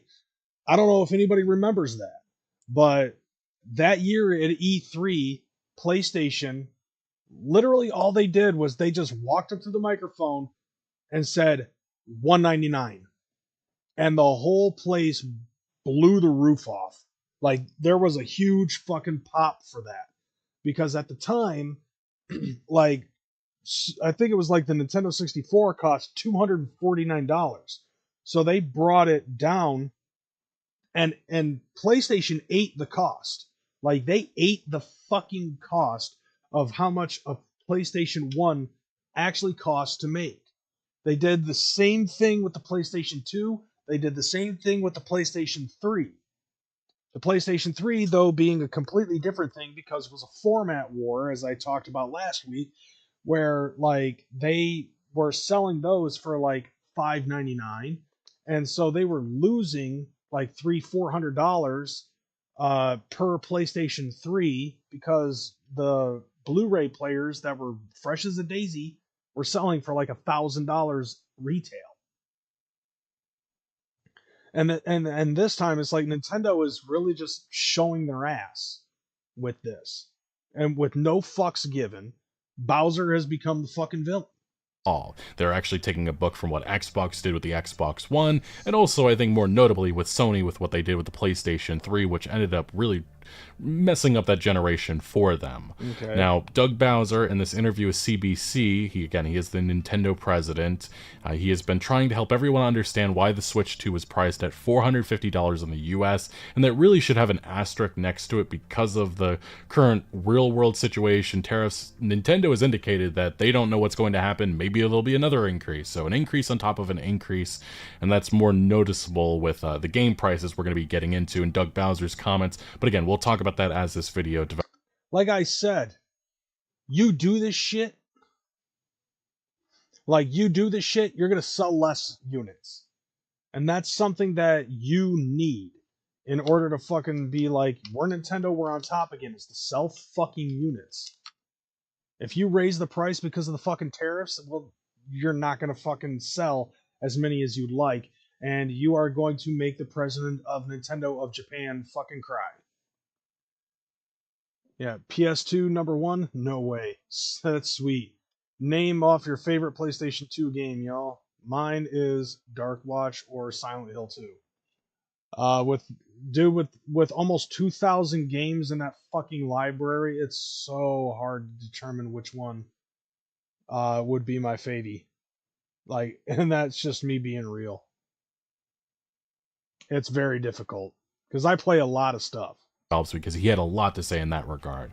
Now, specifically Bowser, he explained that the tariffs had nothing to do with that lofty price. So the tariffs, a lot of experts were saying this is because of, no, that has not been factored into this at all yet, which is kind of alarming at this point. No, it shouldn't be a yet. It shouldn't be at all. Like I said, they popped in $450. If the tariffs make the price go up, you eat the fucking cost. But speaking with CBC, the Nintendo boss told those who won't be able to afford the Switch 2 that they can keep playing the original Switch. Oh god, that's about as bad as fucking Kellogg saying it's time to start eating cereal for dinner. Just so that way we can make more money. And guess what I stopped buying? Kellogg's fucking cereal. Again, Don Madrick, if you don't know, he was the Xbox One boss at the time. That just reminds me of his comments back at the time when he was pushing online connection, always online. He said, if you don't like it, go play the Xbox 360. And Bowser saying that, just go play the Nintendo Switch. I genuinely think a lot of people may be doing that, especially with some of the greed that is going on here, the blatant greed. Yeah, and you know what? I'm going to tell you this. Doug Bowser tells me, just play the regular Nintendo Switch. Okay, you know what else I'm gonna fucking play? This motherfucker, because I just got the TurboGrafx 16 today. See, this is what happens when you try to fucking piss me off with with your exuberant fucking greed. I'm gonna go back to yesteryear, and I'm gonna buy a fucking old ass system for $200 fucking dollars because fuck you. All right, I'm 42 years old. I have the capability and the time to be able to play a lot of back catalog, and I'm planning on doing that once I fucking get some games for this baby. Yes, this is legitimately, that's why I full screened it. It's legitimately a fucking TurboGrafx 16. Without the CD-ROM drive, but still, TurboGrafx 16. And eventually I'm going to get Splatterhouse for that motherfucker. I'm going to get Bonk's Adventure for this motherfucker. And I got a CRT in the other room that I'm going to be able to play this shit on. This is what happens. You see what happens, Lebowski? You see what fucking happens? Like, Doug Bowser is basically saying, no, you could just play like, if you can't afford the Switch, you brokey, then you can just play on the regular Switch that you already have, brokey. Well, guess what? I've been playing other games for other systems that Nintendo has already fucking come out. Like, I just played fucking over the last 4 months, I have played 2 Super Famicom games. I'm playing one, I've played a Sega Genesis game. I've played The Sims on the PC Master Race. And I just wrapped up playing Tales from Monkey Island on my PlayStation 3. And I've also been getting my money back for all of those games that I fucking spent money on. And I'm going to do the same thing with that goddamn TurboGrafx 16. But I am not, under any circumstances, going to spend more money that I have to on the Nintendo Switch. I'll fucking wait until the price goes down. I don't give a fuck. I'm going to, like, that's just how I am. I do not give a fuck what Bowser is trying to fucking do. Sorry, but my wallet's in another castle, fam. Like, I will eat price. Like, I will eat time to wait for the fucking prices to go down. Like, there are certain games that I am down to fucking buy for 60, 70 bucks. Hell, there are games that I have bought for $2,000. Okay? I'm that insane. I'm the type of person that will spend $2,000 on a fucking piece of plastic that's almost as old as I am, but I will not, under any circumstances, pay $90 for a card that I put, once I put it in the system, downloads the entire game off the fucking internet. Okay, that's just a waste. With new shit, that type of stuff pisses me the fuck off. Like, the way that they're handling this shit is just making it even worse. Now he says, we recognize there are some people that may not be able to afford the Switch 2's price point. That's why we wanted to make the other Switch platforms available, Bowser explained. And I just find this comment absolutely ridiculous, and I think a lot of people rightfully have been ridiculing his remarks and a lot of the other stuff we're going to be getting into as this video develops. I like that comment right there. Telling people to just keep playing the OG Switch isn't the win you think it is. Yeah, I bought a Nintendo Switch from Cody Manson for $80 about 6 months after it came out.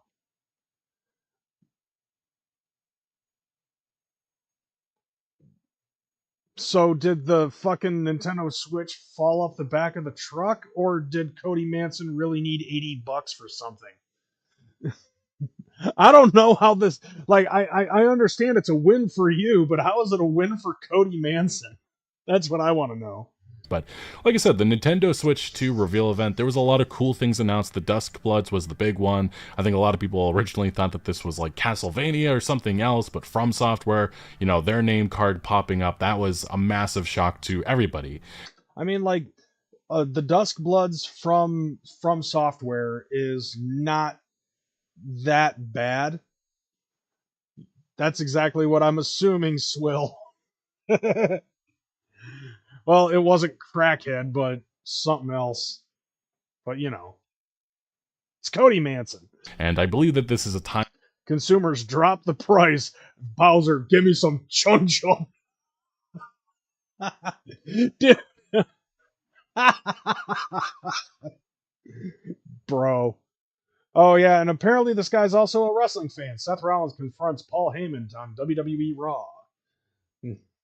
I'm just saying I'll wait for the Crackhead deal before before I pay $500. Like, here's the thing, like, depending on what the fucking bundle is would determine whether or not I would be willing to buy the price. But I've also learned with a lot of these newer systems, like ever since the PlayStation 3 and the Xbox 360, because I remember when the Xbox 360 came out, there was a lot of fucking problems with the hardware on there, on the Xbox, and it took about a year's worth of fucking firmware updates to finally iron out the bugs for the Xbox 360 to fucking work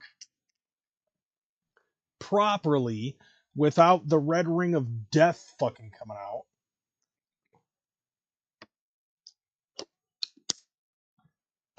And so because of that, I learned, wait a year.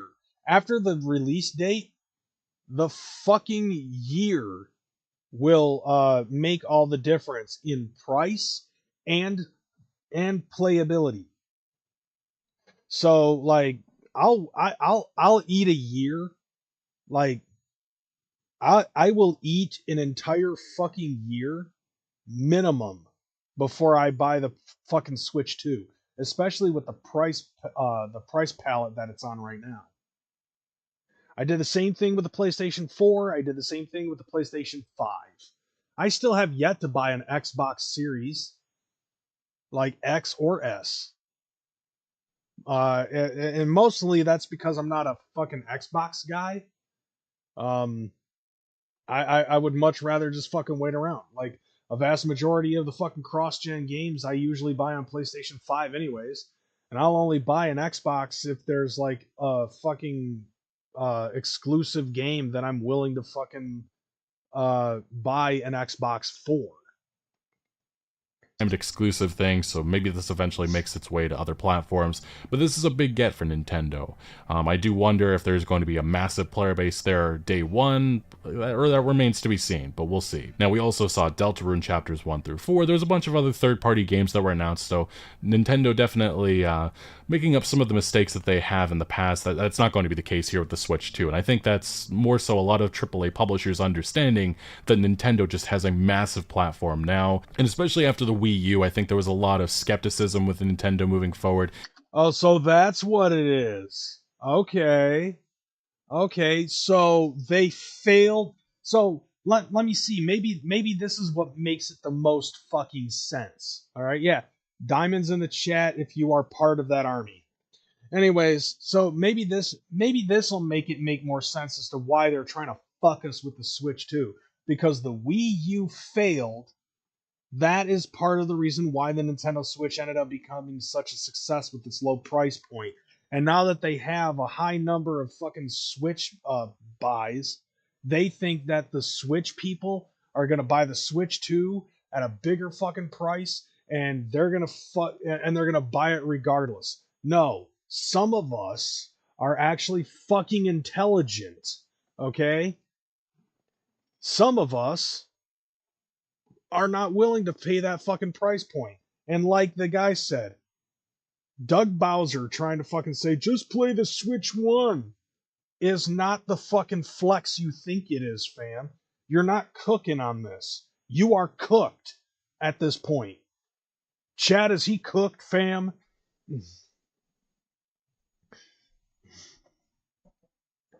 Like, man, fuck this shit.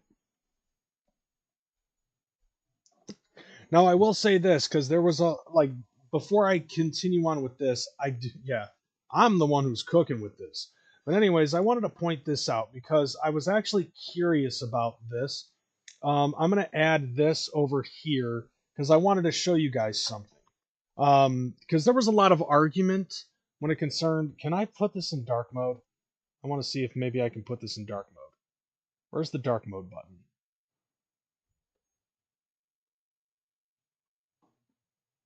Okay, maybe it's over here. God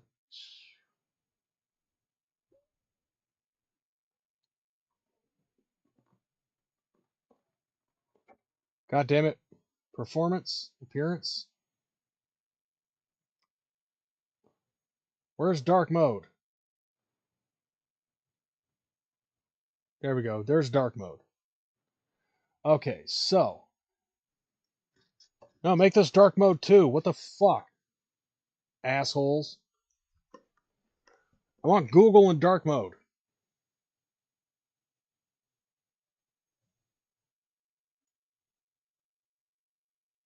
Anyways, yeah, so like I ended up going on here because like there was a lot of arguments that were made when it concerned like the price points and stuff like that. So I wanted to go back and maybe this, I guess just to satiate anybody's fucking curiosity or whatever the fuck. But I wanted to see how much would $35 from 1985 be worth today. Because when Nintendo came to America and started selling the Nintendo Entertainment System, video games at the time were $35. So apparently, $35 in 1985 is worth $104.02 today, right?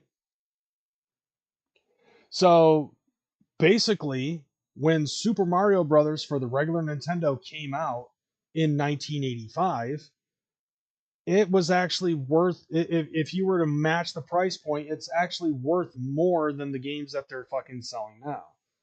So that makes me wonder, how much would $94.99 be worth in, from like, let's say 1993. Okay. What would 94.99 be in 1993 be worth today? $206.65. So if they really wanted to, they could push it up there, but like in today's world, it would make absolutely no fucking sense for them to put that price point. Like $94 is worth $206.65. And that was the price point that they were putting on some very heavy hitting games out for the Super Nintendo back in the day. I mean, let's even go 5 years, okay? So $74.99 in 1995 is worth $156.31. So just, I guess in a way taking that into consideration. But like the physical copies that they're giving out right now are just little fucking chips, as opposed to a cartridge that's about that fucking big, maybe even bigger, that had different chips internal that were required to play games like Star Fox or anything else like that, you know. So like, and those prices were not there to stay. But then again, because of those high price points, I do feel like that they did eventually fucking inflate the collector market to make certain games worth more value. If you think about it, 74, let's say Mega Man X3 was $74.99 at that time, and now the same value of $74.99 in 1995 is worth $156. So really the price didn't change all that much, because I'm pretty sure I bought that game for roughly around that price. So now we're going to get the fuck out of here, and we're going to move on and talk about the next fucking thing. But before I do that, I have to make one quick fucking change up. So give me a second.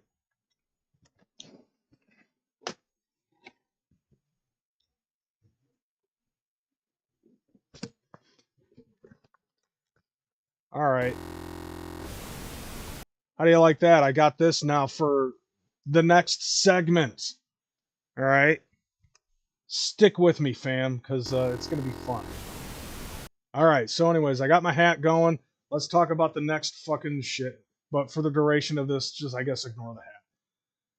All right. So we got the fucking tariff thing that we wanted to talk about, because China thinks that they're going to fucking cook us.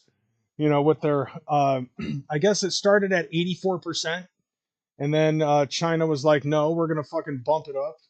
And then we were like, okay, we're going to make it 104%. And China said, fuck you, we're going to up the price. And then we were like 125%. China upped the price again. And now we're all at 145%. Right? Yeah, this is practically the fucking main event. Trump versus Winnie the Pooh. Fucking, but like, here's the thing though, like, we have 25% tariffs on Canada and Mexican imports, and I think both of those countries ended up fucking taking a knee, as if we were fucking doing the fucking Declaration of Independence or the fucking, oh, say can you see, at a football game. People are, like, they bent the knee. They fucking blinked. Nearly everybody else in the world is at 10%. And then I guess this is a new one that I didn't realize until just now. 25% tariffs for steel, aluminum, and foreign automobiles. So I guess that means it doesn't matter if it's Japan, Hungary, the UK, fucking China, or whatever. Maybe that 25% tariff for foreign automobiles is an addition to the 145, so that would make it so it's like, what, 170% tariffs on all automobiles coming in from China? But everybody else in the country, like, we've already had like 70 fucking countries that have fucking blinked on Trump and fucking said, okay, look, we don't want the smoke. We want reciprocal motherfucking tariffs. Trump's like, all right, bet. China, on the other hand, is like doubling down. And because like they want to try to make sure that we don't come off like we're the only fucking major superpower in this motherfucker. But like apparently like come to find out that there's like an asterisk to the fucking tariffs that we're putting out with China. The only exemptions that we're having is for smartphones and other electronics that we get coming in from China. Right? New tariffs begin. Those new tariffs are in place today as President Trump's increased tariffs on China started yesterday. Those taxes now total 145%. However, late Friday, the Trump administration said it would exclude electronics like smartphones and laptops from reciprocal tariffs, a move that could keep the prices down for popular consumer electronics that are not usually made in the U.S.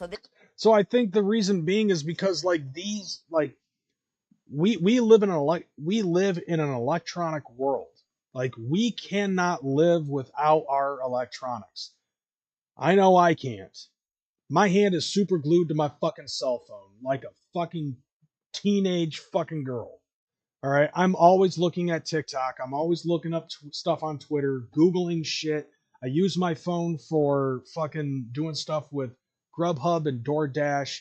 I'm always checking YouTube statistics, checking my AdSense, my analytics on Twitch, checking to see, like my fucking, I check my bills, I pay my bills, I use my phone for everything, so it's like we need to have we need to have cell phones coming in. So I guess this is the exemption.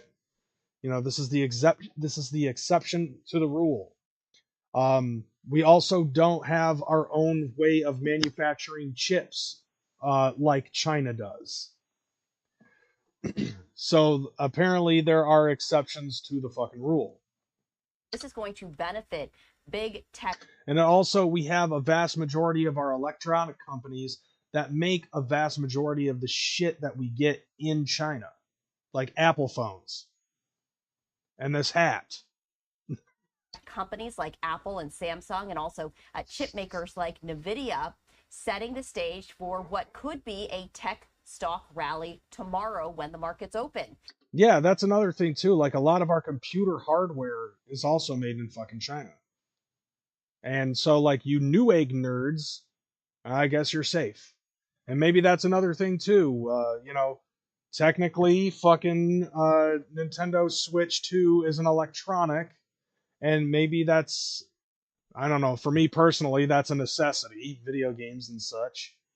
So maybe the tariffs won't fucking hit regardless as to whether or not Japan makes a fucking deal with America over the tariffs. U.S. Customs and Border Protection said items like smartphones, laptops, hard drives, flat panel monitors, and some chips would qualify for the exemptions. Now, meanwhile, China has announced Friday that it will raise tariffs on the U.S. goods from 84% to 125%. And a lot of folks are wondering, what does this mean for me?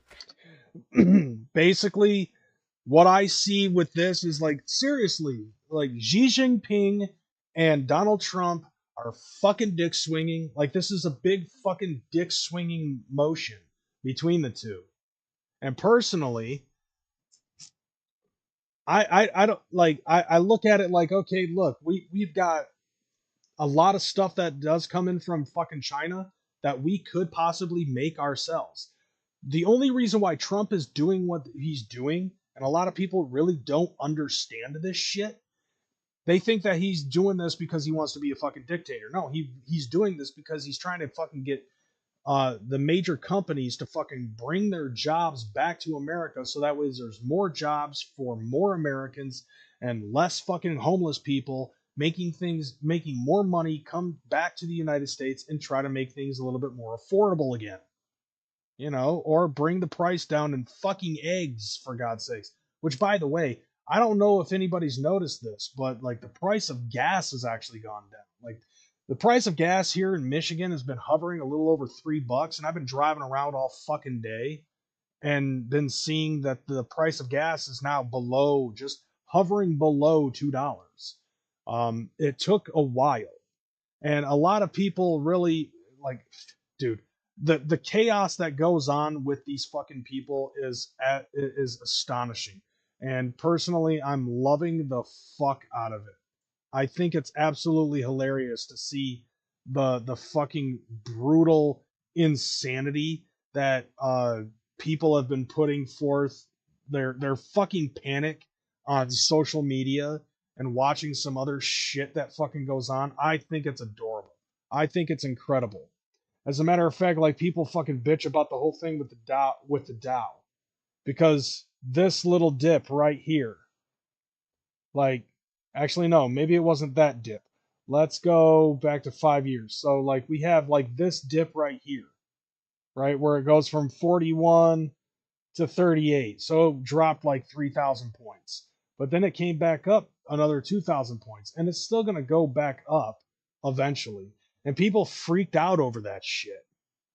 But they didn't freak out when it was down here. But if you take a look at the max, like, this was something that I wanted to point out, was like, ever since 1985, right? The beginning of 1985, it was at $1,265.68. April 12th, 1985. Now, if you're fucking smart, you would look that far back and you would take a look at the comparison to where it is now. $4,212.71. But also at the same time, if like you really think about it, like, it's grown and grown and grown. There's been a couple of fucking dips. Like right here, there's a small dip. There's a massive dip right here in 2008 when we hit that recession.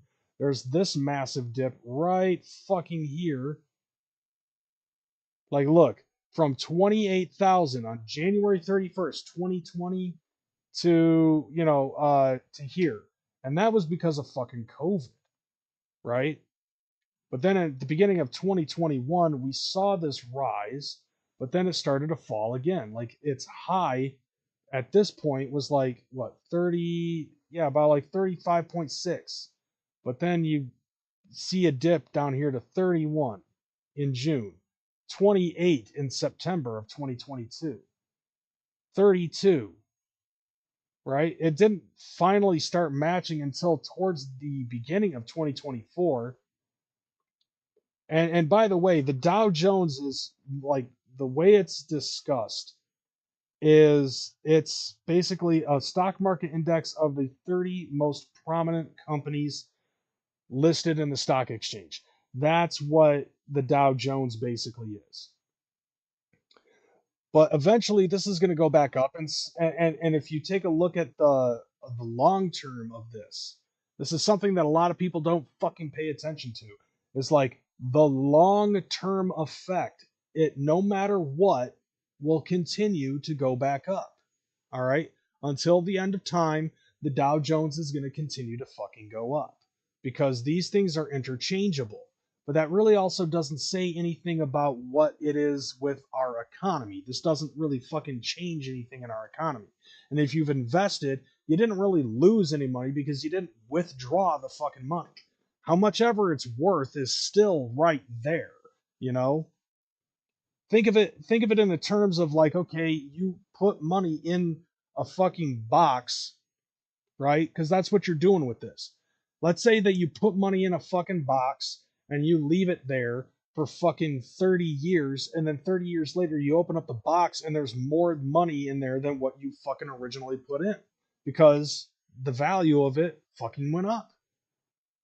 I mean, that's basically what this is with the Dow Jones. So if you invest in stock, you're not losing money because you're not withdrawing any of it. You know, you're only going to lose money if at this point where it's at its high at 42 or 44, there, let's say that, like, let's say you invested when the Dow Jones was at $44,000, and then you decided to pull out because of the fact that it hit 30 something. You know, that's the only way that you're gonna fucking lose money, is if you don't, if you fucking put in at the high and you pull out at the low. That's the only way that you're gonna fucking lose money. So if you put in something as a long-term effect, it's eventually going to go back up. It's not like unless this continues to fucking drop, and it drops all the way back down to how it was during the Bush administration, you're fine. You know? But also you have to remember the fucking golden rule when it concerns the stock. Buy the fucking dip. That's exactly what I did. When this dropped, I put $95 in fucking Tesla. So now I've invested $100 total into Tesla and I've earned money back. And it's going to keep going up because Tesla's one of them major fucking companies.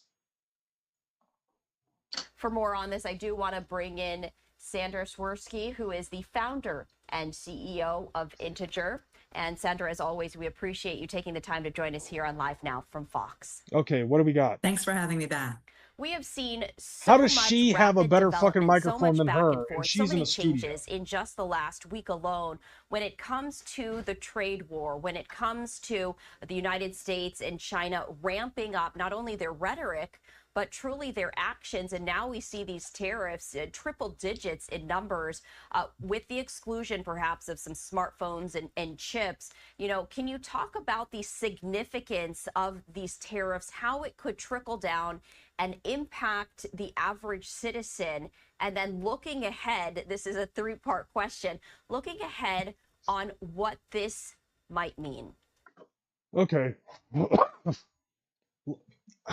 I don't know how to unpack all of that. Ask one question at a time, woman. All right, let's try that again. Who is the founder and CEO. Much rapid development, so much back and forth, so many changes in just the last week alone when it comes to the trade war, when it comes to the United States and China ramping up not only their rhetoric, but truly their actions. And now we see these tariffs, triple digits in numbers, with the exclusion perhaps of some smartphones and chips. You know, can you talk about the significance of these tariffs, how it could trickle down and impact the average citizen? So, like, how it could impact us, I would think, is that unless the American companies that have factories in these outside sources don't come back to America, then they're going to have no choice but to fucking either eat the cost or they're going to have to fucking up the price. But they know that if they up the price, then, you know, especially at these astronomical rates of having a 145% increase, what's going to happen is, like, they're going to sell less. But at the same time, it's like like these companies that put 95% of their company stock into factories being built in China, they already fucked themselves. And I personally think that people are going to start buying less of their product, especially if they know for a fact that the price is going to be going up. Like, shoe companies and clothing companies are going to have to either, you know, it's like they themselves as the companies are either going to have to eat the cost, and if they're greedy as fuck and not smart, in the sense of fucking how America is going to put it, you know, is going to react to their price increase, they're going to falter. You know, because, like, we have clothing companies here in America that we can buy our clothing from, and we don't import those things. The only other thing, though, is that they're going to try to convince those companies to try to import over to a different country, and then that country is going to import those same goods over to us in order to try to decrease the cost so that way they can keep the benefits. And then the prices are going to go up just a little bit higher rather than having it be directly from China. But either which way, it's like, I don't think that those companies, those outside companies outside of China, are even going to do that, because the reason why Trump is doing this is pretty much to fucking get all of the other countries to be like, look, China ain't the shit that they think that they are. China is trying to fucking save face. That's the reason why they're fucking increasing their tariffs on us, is because they are trying to fucking save face. Trump is trying to fucking be like, no, our company's coming back. Maybe Trump just needs to grab a hammer and show China who their daddy is. I can see that to be a possibility too. You know, like that would be another logical possibility. I think that would work out just fine because fuck the Reds. And then looking ahead, this is a three-part question. Looking ahead on what this might mean. What I think this might mean is that China is, like I said, China is trying to fucking save face. And what China needs to, basically China needs to do what the rest of the fucking world is doing. Because the only reason why Trump is doing what he's doing in the first place is because the country has been fucked enough by all the other countries with their high tariffs. You saw the pictures of what Trump had shown with, the idea of what he wanted for reciprocal tariffs. And all of them aren't even fucking, like, all of the shit that he fucking put up on there isn't even like full blown tariffs. Like he gave half of, he's asking for half back instead of like 10%. He's asking, like, if somebody has like a 100% tariff, he's not asking for 10% in return. He's actually just asking for 50% in return. And all of these other countries basically at this point are just like, we can't fucking handle that. We're going to try to fucking even it out and reciprocate. China is the literally only country that has said, fuck you, we are the new powerhouse in the world. And America is basically like, no, we always have been. You can eat a bag of shit. Fuck you, you Winnie the Pooh looking motherfucker, Xi Jinping. Bet. Double down. And fucking, he's like, no, we need to double down. No, we're doubling down. That's why we're at 145. And we're going to continue to up it until you either fuck off and make things even, because that's the way things are going to be. It's either we're going to win or we're going to win. And either way, we're going to fucking win this trade war. Or we're just not going to work with China anymore. And all of the stuff that we're putting in through China is going to fucking work out for our country. Sure. Thank you. Now, that's my answer. Here's her answer. Good Sunday morning to you. So we haven't seen this level of tariffs in a very long time, certainly not in my lifetime, where Right. we have the U.S. imposing 100% plus tariffs on a country and the other country, China, reciprocating and putting equal, if not greater, taxes on all of our inputs into their market. And as we noticed over the past couple of weeks, there's been a lot of stock market volatility reacting to that. Yeah. I think as they see businesses pulling back, the stock market has been fluctuating for sure.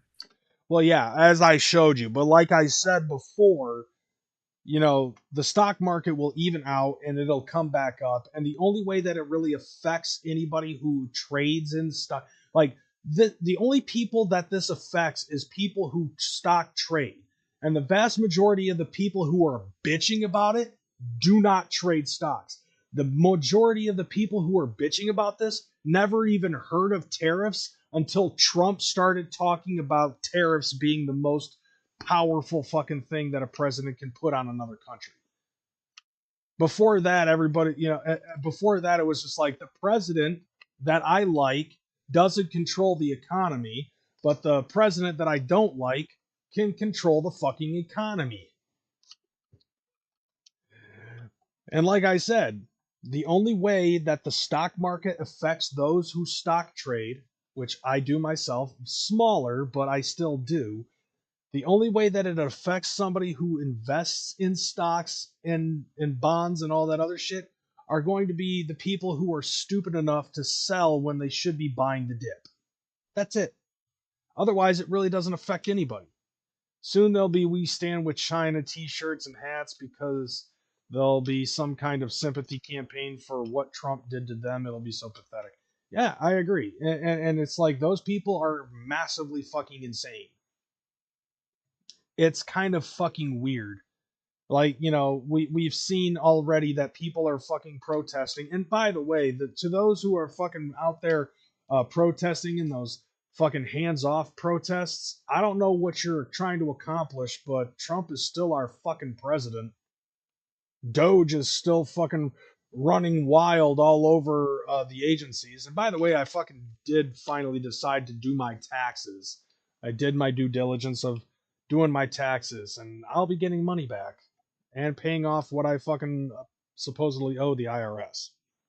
What this means for consumers is that goods and possibly services are going to be much more expensive in the very short term. The only ones that should change in price are anything that comes in that was made in China, or any new products that were made in China, that we are willing to fucking take. But that all depends on the factories in China for the American goods, which, as we already have noticed, that China makes shit products. As a matter of fact, I'm gonna say this, okay? I'm gonna put this out here so that way you don't see her O-face the entire time that I'm fucking talking about this. I recently checked my email. I have a fucking offer to be, I don't know if it's like a brand ambassador or to be a fucking or to be like a fucking influencer. I got an email from Temu. I already know that Temu is a Chinese owned fucking company. And they said that they were willing to give me a fucking bonus for this type of, you know, for this, that, and the other. They would be giving me free shit that I could talk about on my show. You know, like possibly like some sort of a brand ambassador kind of thing. They would be giving me a fucking a starting pay and all of this other stuff. After a long consideration of about 5 seconds, I made the decision to say, fuck no, I'm not going to do that shit, because I personally know, like, I've already had personal experience with places like fucking Temu and Wish and TikTok Shop, and everything that they sell in those fucking stores are bullshit. Cheaply made, fabricated bullshit that they're just trying to peddle at a cheap price, and you get what you pay for. I bought a fucking jersey for $29.99, and it's not even a fucking jersey. It's a fucking t-shirt. This, what I'm wearing, is a fucking jersey.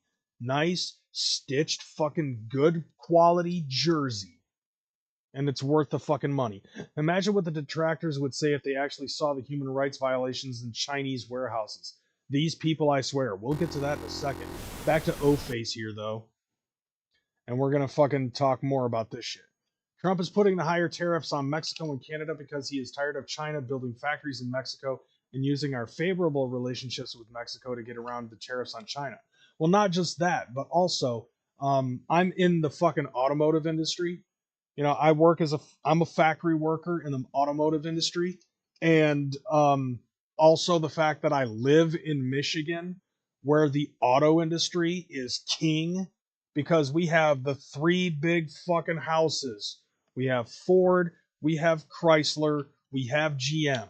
Well, it's not Chrysler anymore, it's Stellantis, I guess, is the company, but like, because of certain things that ended up happening over the course of the last 20 fucking years, a bunch of our factories have moved to either China or Mexico or Canada to try to make things fucking cheaper. And guess what? You get what you pay for.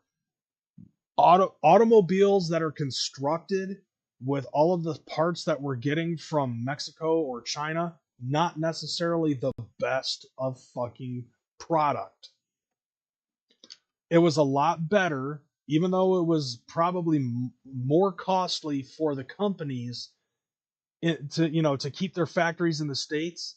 At least the vehicles would stay good for the long term. Nowadays, everything in the automotive industry is just cheap bullshit products. And on top of that, a good chunk of hardworking people ended up losing jobs because of that shit. And so, like, the whole thing with the tariffs on Mexico and Canada was to try to get our companies, once again, to fucking come back to the States, because it would be a lot better and a lot more achievable here in the States. It would bring jobs back to this country. A vast majority, like, seriously, there's a reason why cities like Saginaw and Flint and fucking Lansing and Detroit, all in Michigan, that have all lost. Motherfucker, my fucking camera just froze while I was on a roll. But all of those cities that I mentioned, in just the state of Michigan alone, Flint, Saginaw, Detroit, Lansing, parts of Grand Rapids, are all shitholes now because of the fact that so many people lost their jobs. And part of it had to do with our acting governor at the time. Another part of it was because of tariffs being put on our country that was, for automobiles. And so we ended up moving our factories. They shut down factories in Michigan and put them in, some of them in Canada and some of them in Mexico. I'm sure Windsor was very happy about having fucking factories in Canada. So that way they had jobs. Mexico had jobs. China has fucking jobs. And all of these other fucking things. But it's like, yeah, but America's fucking hurting for the sake of fucking the major companies having more money in their fucking pockets. And NAFTA was no better either.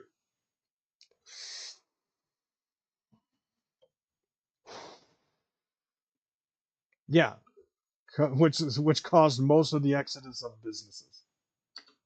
All right, so let's go back to O-Face here. The president's goal is to bring a lot of those products and the making of those products, the manufacturing of those products back here to the U.S. But that's going to take some time. And in the meantime, what we're seeing is not just the stock market fluctuating, but real prices fluctuating.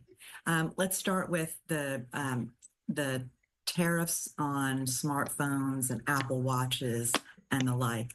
I think the president felt a lot of pressure, both from the stock market fluctuations, from his advisors, also from consumers, that they were really concerned about prices on these goods. And so we saw a 90-day pause on imports coming in from all other countries except for China. And for China, he exempted, as you noted, smartphones and Apple Watches and the like. And I think that's a recognition that consumers were getting very worried. Their confidence in our economy was rapidly falling.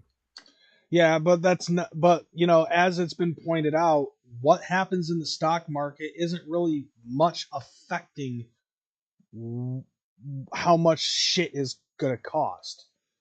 The idea behind the stock market is basically putting your faith into a specific company that whatever it is that they're doing is successful, or going to make you the most amount of money, possibly even fucking getting dividends for whatever it is that they do with the money that you are giving them in return for a fucking stock trade. And some people don't really even give a fuck. They just use it as a means to fucking make more money for themselves. And which is basically what I'm doing with that. But like the stock market for fucking Nvidia isn't going to really fucking make a determination on how much a fucking video card for your computer is going to be. See, Trump is doing this actually ironically progressive at this point. This is just the first step, is what we're seeing. And like she said, it's a movement that in the short term is probably, like we have to, and Trump said this before, we have to deal with short-term pain to make some long-term gain. And a lot of the people that are bitching right now don't seem to understand the concept of the long term. It's just like I showed you before with the Dow. Okay? Over the course of fucking 40 fucking years, the Dow has gone from 1200 to where we're currently sitting at with 40,000. Okay, and that's the course of the last 40 years. In the last 5 years, it's gone up 15,000 points. In the last fucking 40 years, it has gone up almost 40,000 points. 38, almost 39,000 points that it's gone up since then. 3,000%. In the last 5 years, 65. Yeah, in the last 5 years, it's gone up 65%.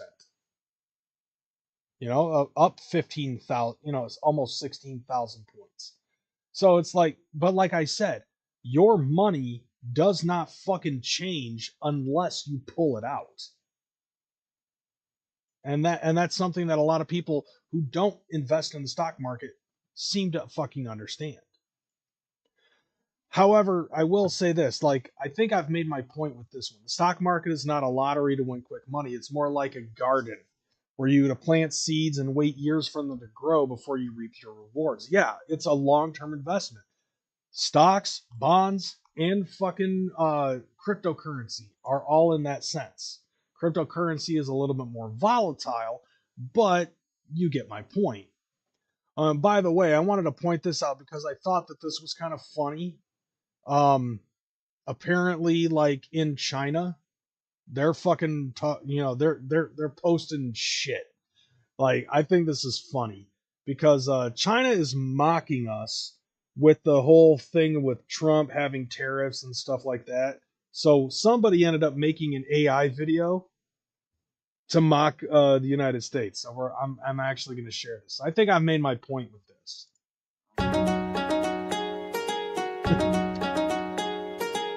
Look at this shit. And like, I guess in a way that they're doing this, I think this is hilarious. So this is like if Americans were doing their fucking jobs, you know? So like all of us fat Americans all wearing MAGA hats, doing their fucking sweatshop jobs.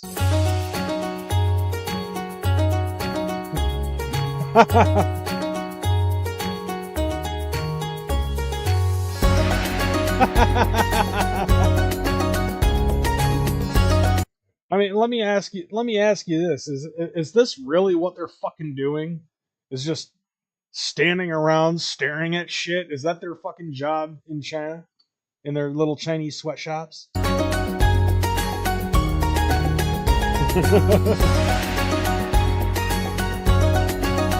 Apparently we're all they're like everybody who's gonna work in their sweatshops are MAGA.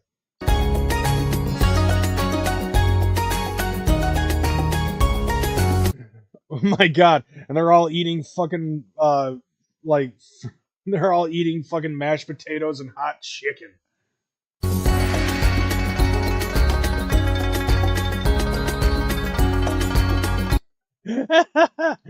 The extra sweaty look sent you. Look at this. School bus. In school it's spelled wrong.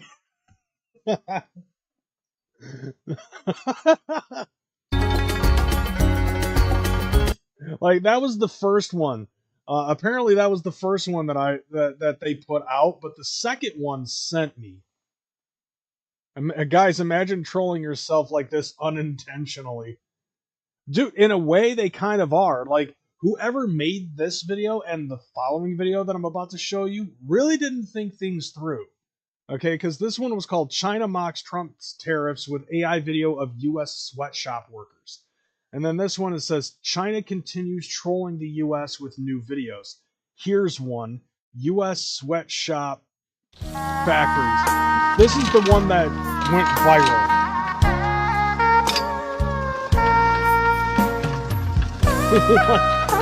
They're all fucking making clothes and shit. I mean, this is almost to say this is what Americans would look like if they were in our sweatshops. Making making clothes or making the fucking, making the fucking internet shit, making cell phones, making computer chips and stuff like that. Look at this. It's just like the dead look in that man's eyes as he's putting his thumb through the fucking singer. We're gonna making iPhones.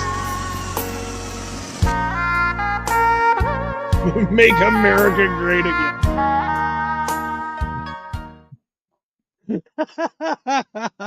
Like, to me, that's fucking stupid. Like, okay, to me, it's stupid that they think that that mocks us. I mean, like, look, we are self-deprecating people. We as Americans will mock ourselves. Okay, have you not seen the memes that we put out? Okay, like, you think that this is, like, if they think that this is offensive, they've got another thing coming. Because let's think about this, okay? What did they type out in Chat GPT to fucking make these videos a thing? Okay, this is actually an L. Okay, it'd be like, you put fat American in our Chinese sweatshop and replace little boys with grown adult men wearing MAGA hat. Like, seriously? Like, all you did was you just put fat, stereotypical Americans in your Chinese sweatshops that are run by 7-year-old children. Okay? Like, that's all you fucking did. Like, the stereotype that they have, yes, is that they all have sweatshops. And that they're all fucking, and all of their employees are 12 and under. And they work 60 hours a day, fucking 20 days a week. Okay? Like, you work your fucking children to goddamn death. And there was another video that I was supposed to put up, but basically, but I'm getting tired. So I'm not even going to finish. I'm actually getting ready to finish the show because I'm mentally exhausted watching this shit. But basically what it was saying is, like, okay, they are like like with Xi Jinping. Xi Jinping is basically doubling down on the tariffs, thinking that this is going to hurt America, when in all actuality, because of this tariff war, it's hurting them as well. If anything, it's hurting China more than it's hurting America, because the people in China are fucking shutting down their factories. They're shutting down their factories just due to the fact that whatever it is that they're trying to fucking do is not working out for them. Our companies are basically just saying, you know what? Fuck it. And they could continue to make clothing for their country, but the problem is, I'm laughing my ass off right now, but it's actually not really that funny. Ew, it's funny. It's funny that they think that it was like, it's funny to me that they think that that is hurtful. No, I don't care. I don't think that like, I think it's funny that they think that that is funny. They think that that is hurting us, when the reality is here. Like I said, I saw a video where a bunch of Chinese people were explaining that because of the tariff war between us and them, that they are shutting down their fucking factories. They are running out of work. There is no point for them to fucking to keep whatever it is that they're building that's supposed to be importing back to us, to keep it in their country, because they already have clothing companies that are basically a good chunk of the fucking market. So making clothes for Nike and keeping it in China to sell is pointless. If anything, it's going to decrease the value of everything else that's already being sold in China. And not to mention, like, the only places that are really popping right now are just like major fucking cities. And those are starting to run out. So, if anything, this tariff war is hurting China more than it's hurting us as America. And the Chinese fucking leader, Xi Jinping, is not admitting defeat. Like, he's like, like, there was some other video that I saw where they were like, well, the tariffs are going to go up. We're going to, the prices are going to go up. And they're like, we don't care. Like, we don't care at all. Like, China, like, he's like, China's been around for 5,000 years, and we plan to be around for another 5,000 years. America is practically new in comparison.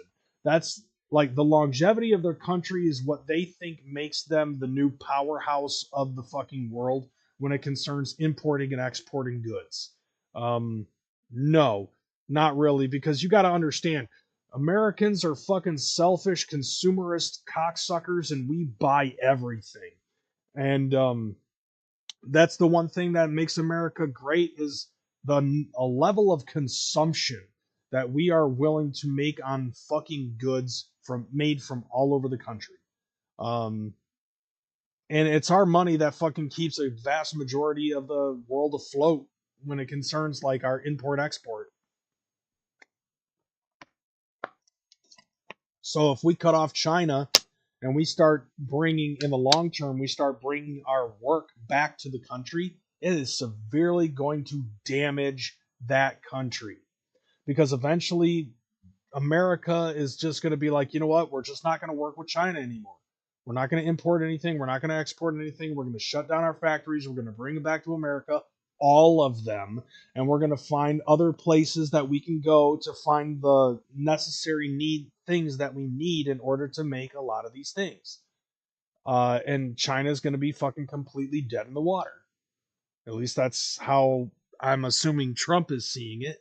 Or we could just work in unison so that way we don't have to fucking do this dick swinging anymore. And everything will be fine. Showing Americans working in a probably union factory making more in an hour than the Chinese child workers making in a week. How insulting. That's what I'm saying. Like, whether or not China wants to fucking admit it, I do believe that they do rely on our work and our fucking money in order to fucking get shit. Simple as that. That's at least how I'm fucking feeling. That's how I'm seeing it. And frankly, I'm just tired of the bullshit. That's why I voted for Trump. And to everybody who said, have I gotten everything that I voted for? Yes, I have, and then some. And that's as a regular red-blooded American, everything that Trump has promised he was going to fucking do, this is what I voted for, and Trump is doing it. I agree. Trump, right now, people don't like him, but in the future, Trump is going to be considerably the president of the people. Hopefully he doesn't have the same fate happen to the last president that we considered a president of the people, John Fitzgerald Kennedy, who everybody still to this day, like, my mom loves Kennedy. Like, my mom's a very staunch fucking Republican. She loves Kennedy. Kennedy was a goddamn saint in her eyes and the eyes of every fucking boomer in her generation. You know, and right now I'm like, dude, fucking Trump is there. Like, people right now don't see it because a lot of people have TDS and they're very short-sighted because of it. And if anything, I'm wearing the hat to fucking piss those people off because I think it's fucking hilarious. Like I said, as a red-blooded American, everything that Trump is doing right now is exactly what I fucking voted for. Everything that Doge has got going on, everything that Tulsi Gabbard's got going on, everything that Vivek Ramaswamy is doing, everything that JD Vance is doing, everything that Linda McMahon is fucking doing, like this entire fucking dream team are the people that I wanted in and got, including Kash Patel. 877 Cash now. I'm very happy with everything that's fucking going on. And what makes me even fucking more happy is the fact that I'm getting stuff that I didn't even vote for, but I knew was going to happen. The libtards fucking losing their shit and going insane with their fucking cute little boots and their silent protests, which I really wish they were more silent in the silent protests than, you know, so they could just shut the fuck up. But they have yet to figure out how to do that. You know, like this hands-off movement thing that they're fucking doing, like these protests. All of the protests are really showing is how fucking butthurt they are with how much of the media that they have consumed to believe that Trump is the devil. And I think it's hilarious. I think it's wonderful. It's just like Trump's first term with a whole bunch of people fucking losing their shit and thinking that Trump is the Antichrist, Trump is going to be the reason of the downfall of our country. No. Like, if anything, it's a lot more fun to watch everybody's crash out this term than it was last term. And believe me when I say everybody's fucking crashing out, and it's goddamn hilarious. As a matter of fact, like, being a juggalo and being a fucking Trump supporter makes it so much more fun, because I know how many juggalos are out there that are screaming, I don't understand how you can be a juggalo and a Trump supporter at the same time, because they fucking have TDS like a motherfucker as well. They think that he's a racist, homophobic, xenophobic, transphobic, arachnophobic, whatever the fuck else. I don't know, what's that one where it's fear of a duck watching you? They probably think that fucking Trump is that too.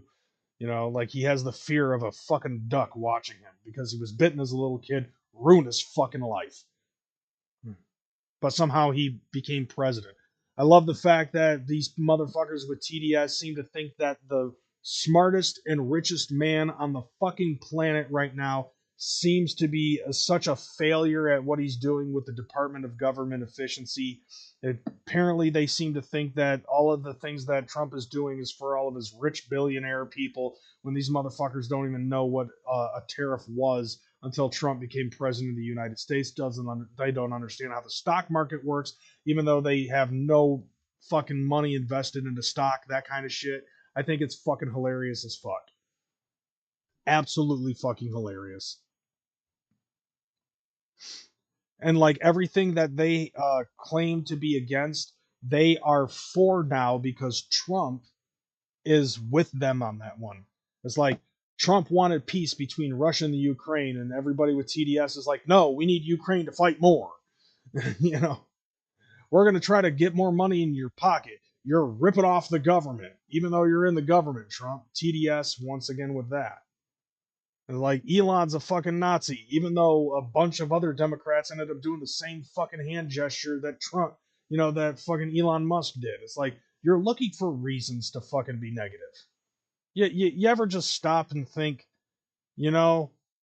Trump's our president, even though I didn't vote for him, let's just ride these 4 years out like the Republicans did when their booger-eating dementia puppet sugar daddy was fucking president for the last 4 years.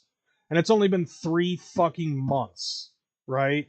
It's only been a little less than 90 days since Trump was inaugurated, and these people will not stop. How much energy do you have left before you completely fucking crash out and just give up and let it happen? Just let it happen. How much time is left on that? Minority groups voted for Trump in droves. The media doesn't want you to know that, though. Dude, on TikTok, I see so many fucking Mexicans that are in favor of Trump. So many blacks that are in favor of fucking Trump. It's fucking wonderful. I have seen Jews that are in favor of fucking Trump. I have seen so many other fucking people. Hell, how many, like, Dearborn, Michigan has a bunch of fucking Arabic motherfuckers that all were down for fucking Trump. Yet Trump is the fucking racist Nazi. That somehow he is so much of a racist Nazi that he is able to get the blacks and the Jews and the Mexicans and the Arabs all together to fucking vote for him. Yeah, that's so fucking racist. Oh yeah, and the Asians. There's a lot of Asian people that also voted for fucking Trump.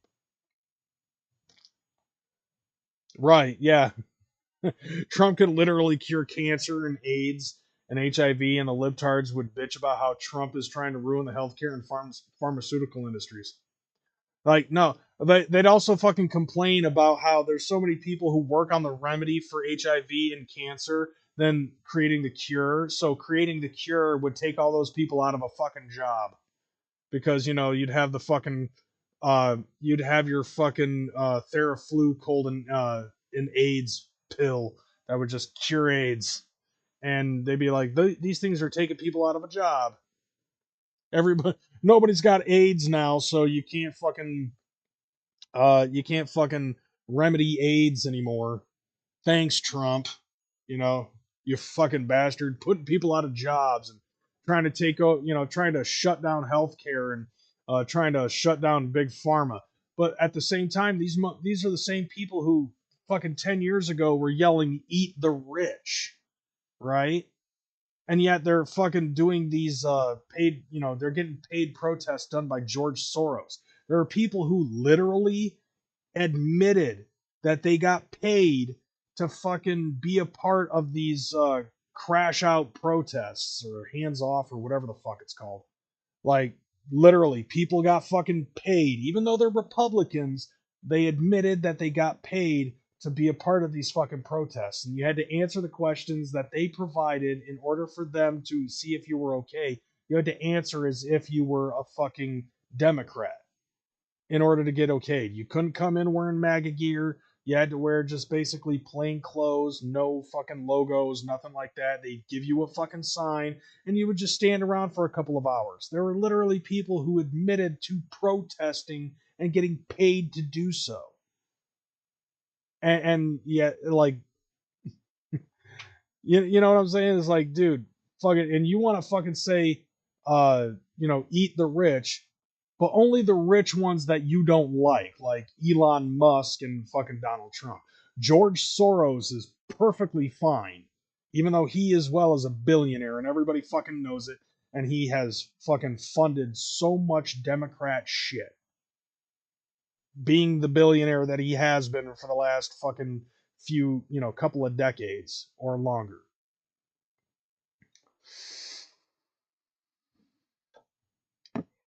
Can we make it make sense, please? Like, are we with the fucking billionaires or are we against the fucking billionaires? Because if you're saying that you are against the billionaires, then you should be against all the billionaires on both sides. Just that's what to me makes fucking sense. I'm against the fucking people who are trying to create chaos. The ones who are basically utilizing their money in order to create division to fucking distract ourselves from what they're fucking doing. And at the same time, it's like, I'm supporting Trump because I don't care if he's a fucking billionaire. I'm supporting Elon Musk. I don't care if he's a fucking billionaire. I care about what they're fucking doing. And that is trying to find the fucking money that is been missing. All of the fucking money that is being put into slush funds that don't need to be put into slush funds. Transgender mice being another fucking thing. Useless, money that is being uselessly spent on dumb fuckery, which is causing us to be put into a fucking trade, a deficit. And owing other countries money. I'm in favor of Trump because I believe that fair is fair when it concerns the fucking trade, the tariff trades. And I'm in support of a lot of the stuff that he's doing. Now, I'm not saying that I'm 100% in favor of the things that he's fucking doing, but I am in favor of a lot of stuff. That's why I fucking voted for him. So yes, I'm getting what I fucking paid for. I'm getting what I fucking voted for. And if you don't like it, fuck you. And if you think that it's a better, if you think that a different place or a different country is better, then go there. Set it up. Set up the capability to go to a different state or a different fucking country. And don't threaten to fucking do it like Snoop Dogg did when the first time that Trump ran for president. Do like what fucking Rosie O'Donnell did, or what Ellen DeGeneres did. Except, they were trying to avoid the fucking, the fucking Jeffrey Epstein files. Speaking of Elon, I would love for him to buy Harley Davidson next, because I would love to see all those anti-Doge protesters to mess with some bikers outside of a biker bar and see how it goes for them. Oh God, bro. Like, bikers are fucking serious about that shit. I know that for a fact. Trump is doing this at all is ironically so progressive. Don't tell that to the goofballs, though. Don't waste your time. Yeah, I mean, at this point, it's like, look, I look at it the same way as like trying to fucking convince the boy blue to stop drinking. Okay? That's how I look at trying to tell a liberal that what Trump is doing is a good thing is the same energy that is put into trying to convince the boy blue that if he quit fucking drinking and looked at life a little bit more positively, things would go better for him. It's just a waste of energy because they're not going to listen. They're just going to do what they want to do, and they got to fuck around and find out. They got to learn things the hard way. But you know what? And I'm going to say this. I'm going to say this to close out the night. With the amount of fucking insanity and the constant crashing out that they put up on there, Dinosaur Peak or stadium events, I'm going after Dinosaur Peak right now. Like, I'm hoping to get Dinosaur Peak by the end of the year. And maybe color a dinosaur. Stadium events, yeah, that's too expensive right now. That's too rich for my blood. But anyways, I'm going to end the show with this because think about this, okay? Trump, as I said before, was inaugurated into the White House just a little less than 3 months ago, right? In the last 3 months, there has been nothing but fucking chaos thanks to the libtards, right? We've got another 3 3/4 months, 3 3/4 years left, okay? What are they going to do when Trump is no longer president? When Trump leaves the White House, what are they going to do? You like really think about it because like it makes sense that they're not going to know what to fucking do. Their scapegoat is gone. Okay? Everything that they blame the problems that they have for America on is gone. They have no more fucking scapegoat. They have no more person to fucking blame their problems on. On to the next president. They have been bitching constantly about Donald Trump for the last 12, 13, 14, 15 fucking years. You know? To me, that is absolutely fucking hilarious. That they have spent this much energy on so much negativity towards the president. That once he's done with this term, they're not going to know what to do. They're going to be lost.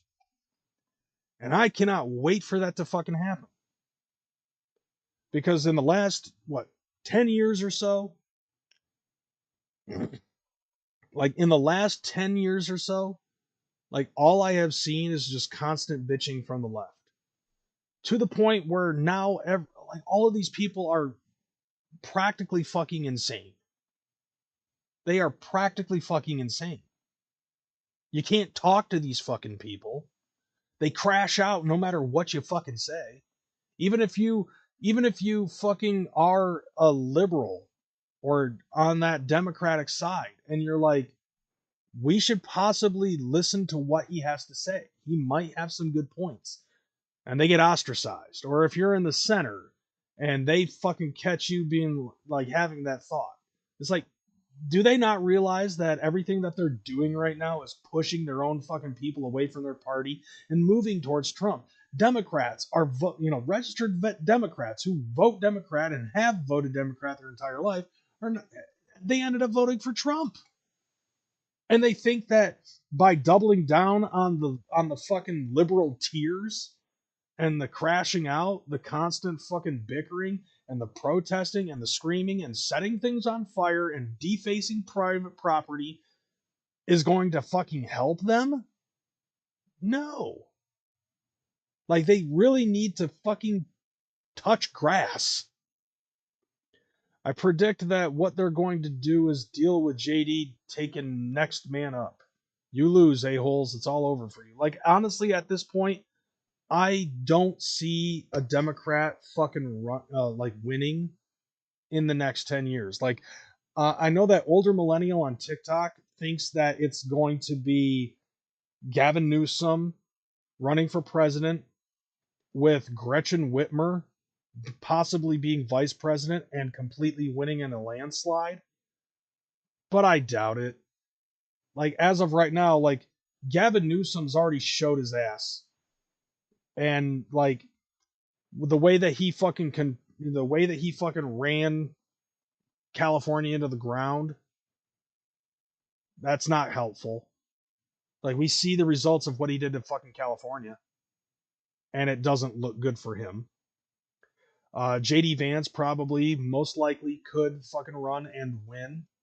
Like, imagine him and Vivek Ramaswamy fucking running together, or Tulsi Gabbard running as president or vice president. Like, in the next 20 years, it's going to be difficult for them to find a leader because they don't have a leader. The closest person that they possibly could have as a representative of what the Democratic Party currently believes in is Bernie Sanders and AOC. And that don't even look good. Bernie Sanders got one foot in the grave already as it is, and AOC is a fucking nutcase. Kamala Harris is terrible as well. Like, a lot of people on their side are just terrible fucking people. Most of them are corrupt. And basically, I look at Trump as the savior. No, like, no fucking cap. I personally think that that's the case. But alright, it's midnight in my time, so I'm going to get the fuck up out of here. Thank you guys for coming in, watching, and participating up in the chat, laughing along with me on this shit. I appreciate the support, you guys. If you're new to this channel, fucking sub. Or you're a juff. I think I'm going to take the hat off and put this one back on. Sub or you're a juff. I'm out this bitch, y'all. See you next week, or I'll see you tomorrow night on TikTok. All right, I'm out of here. Deuces.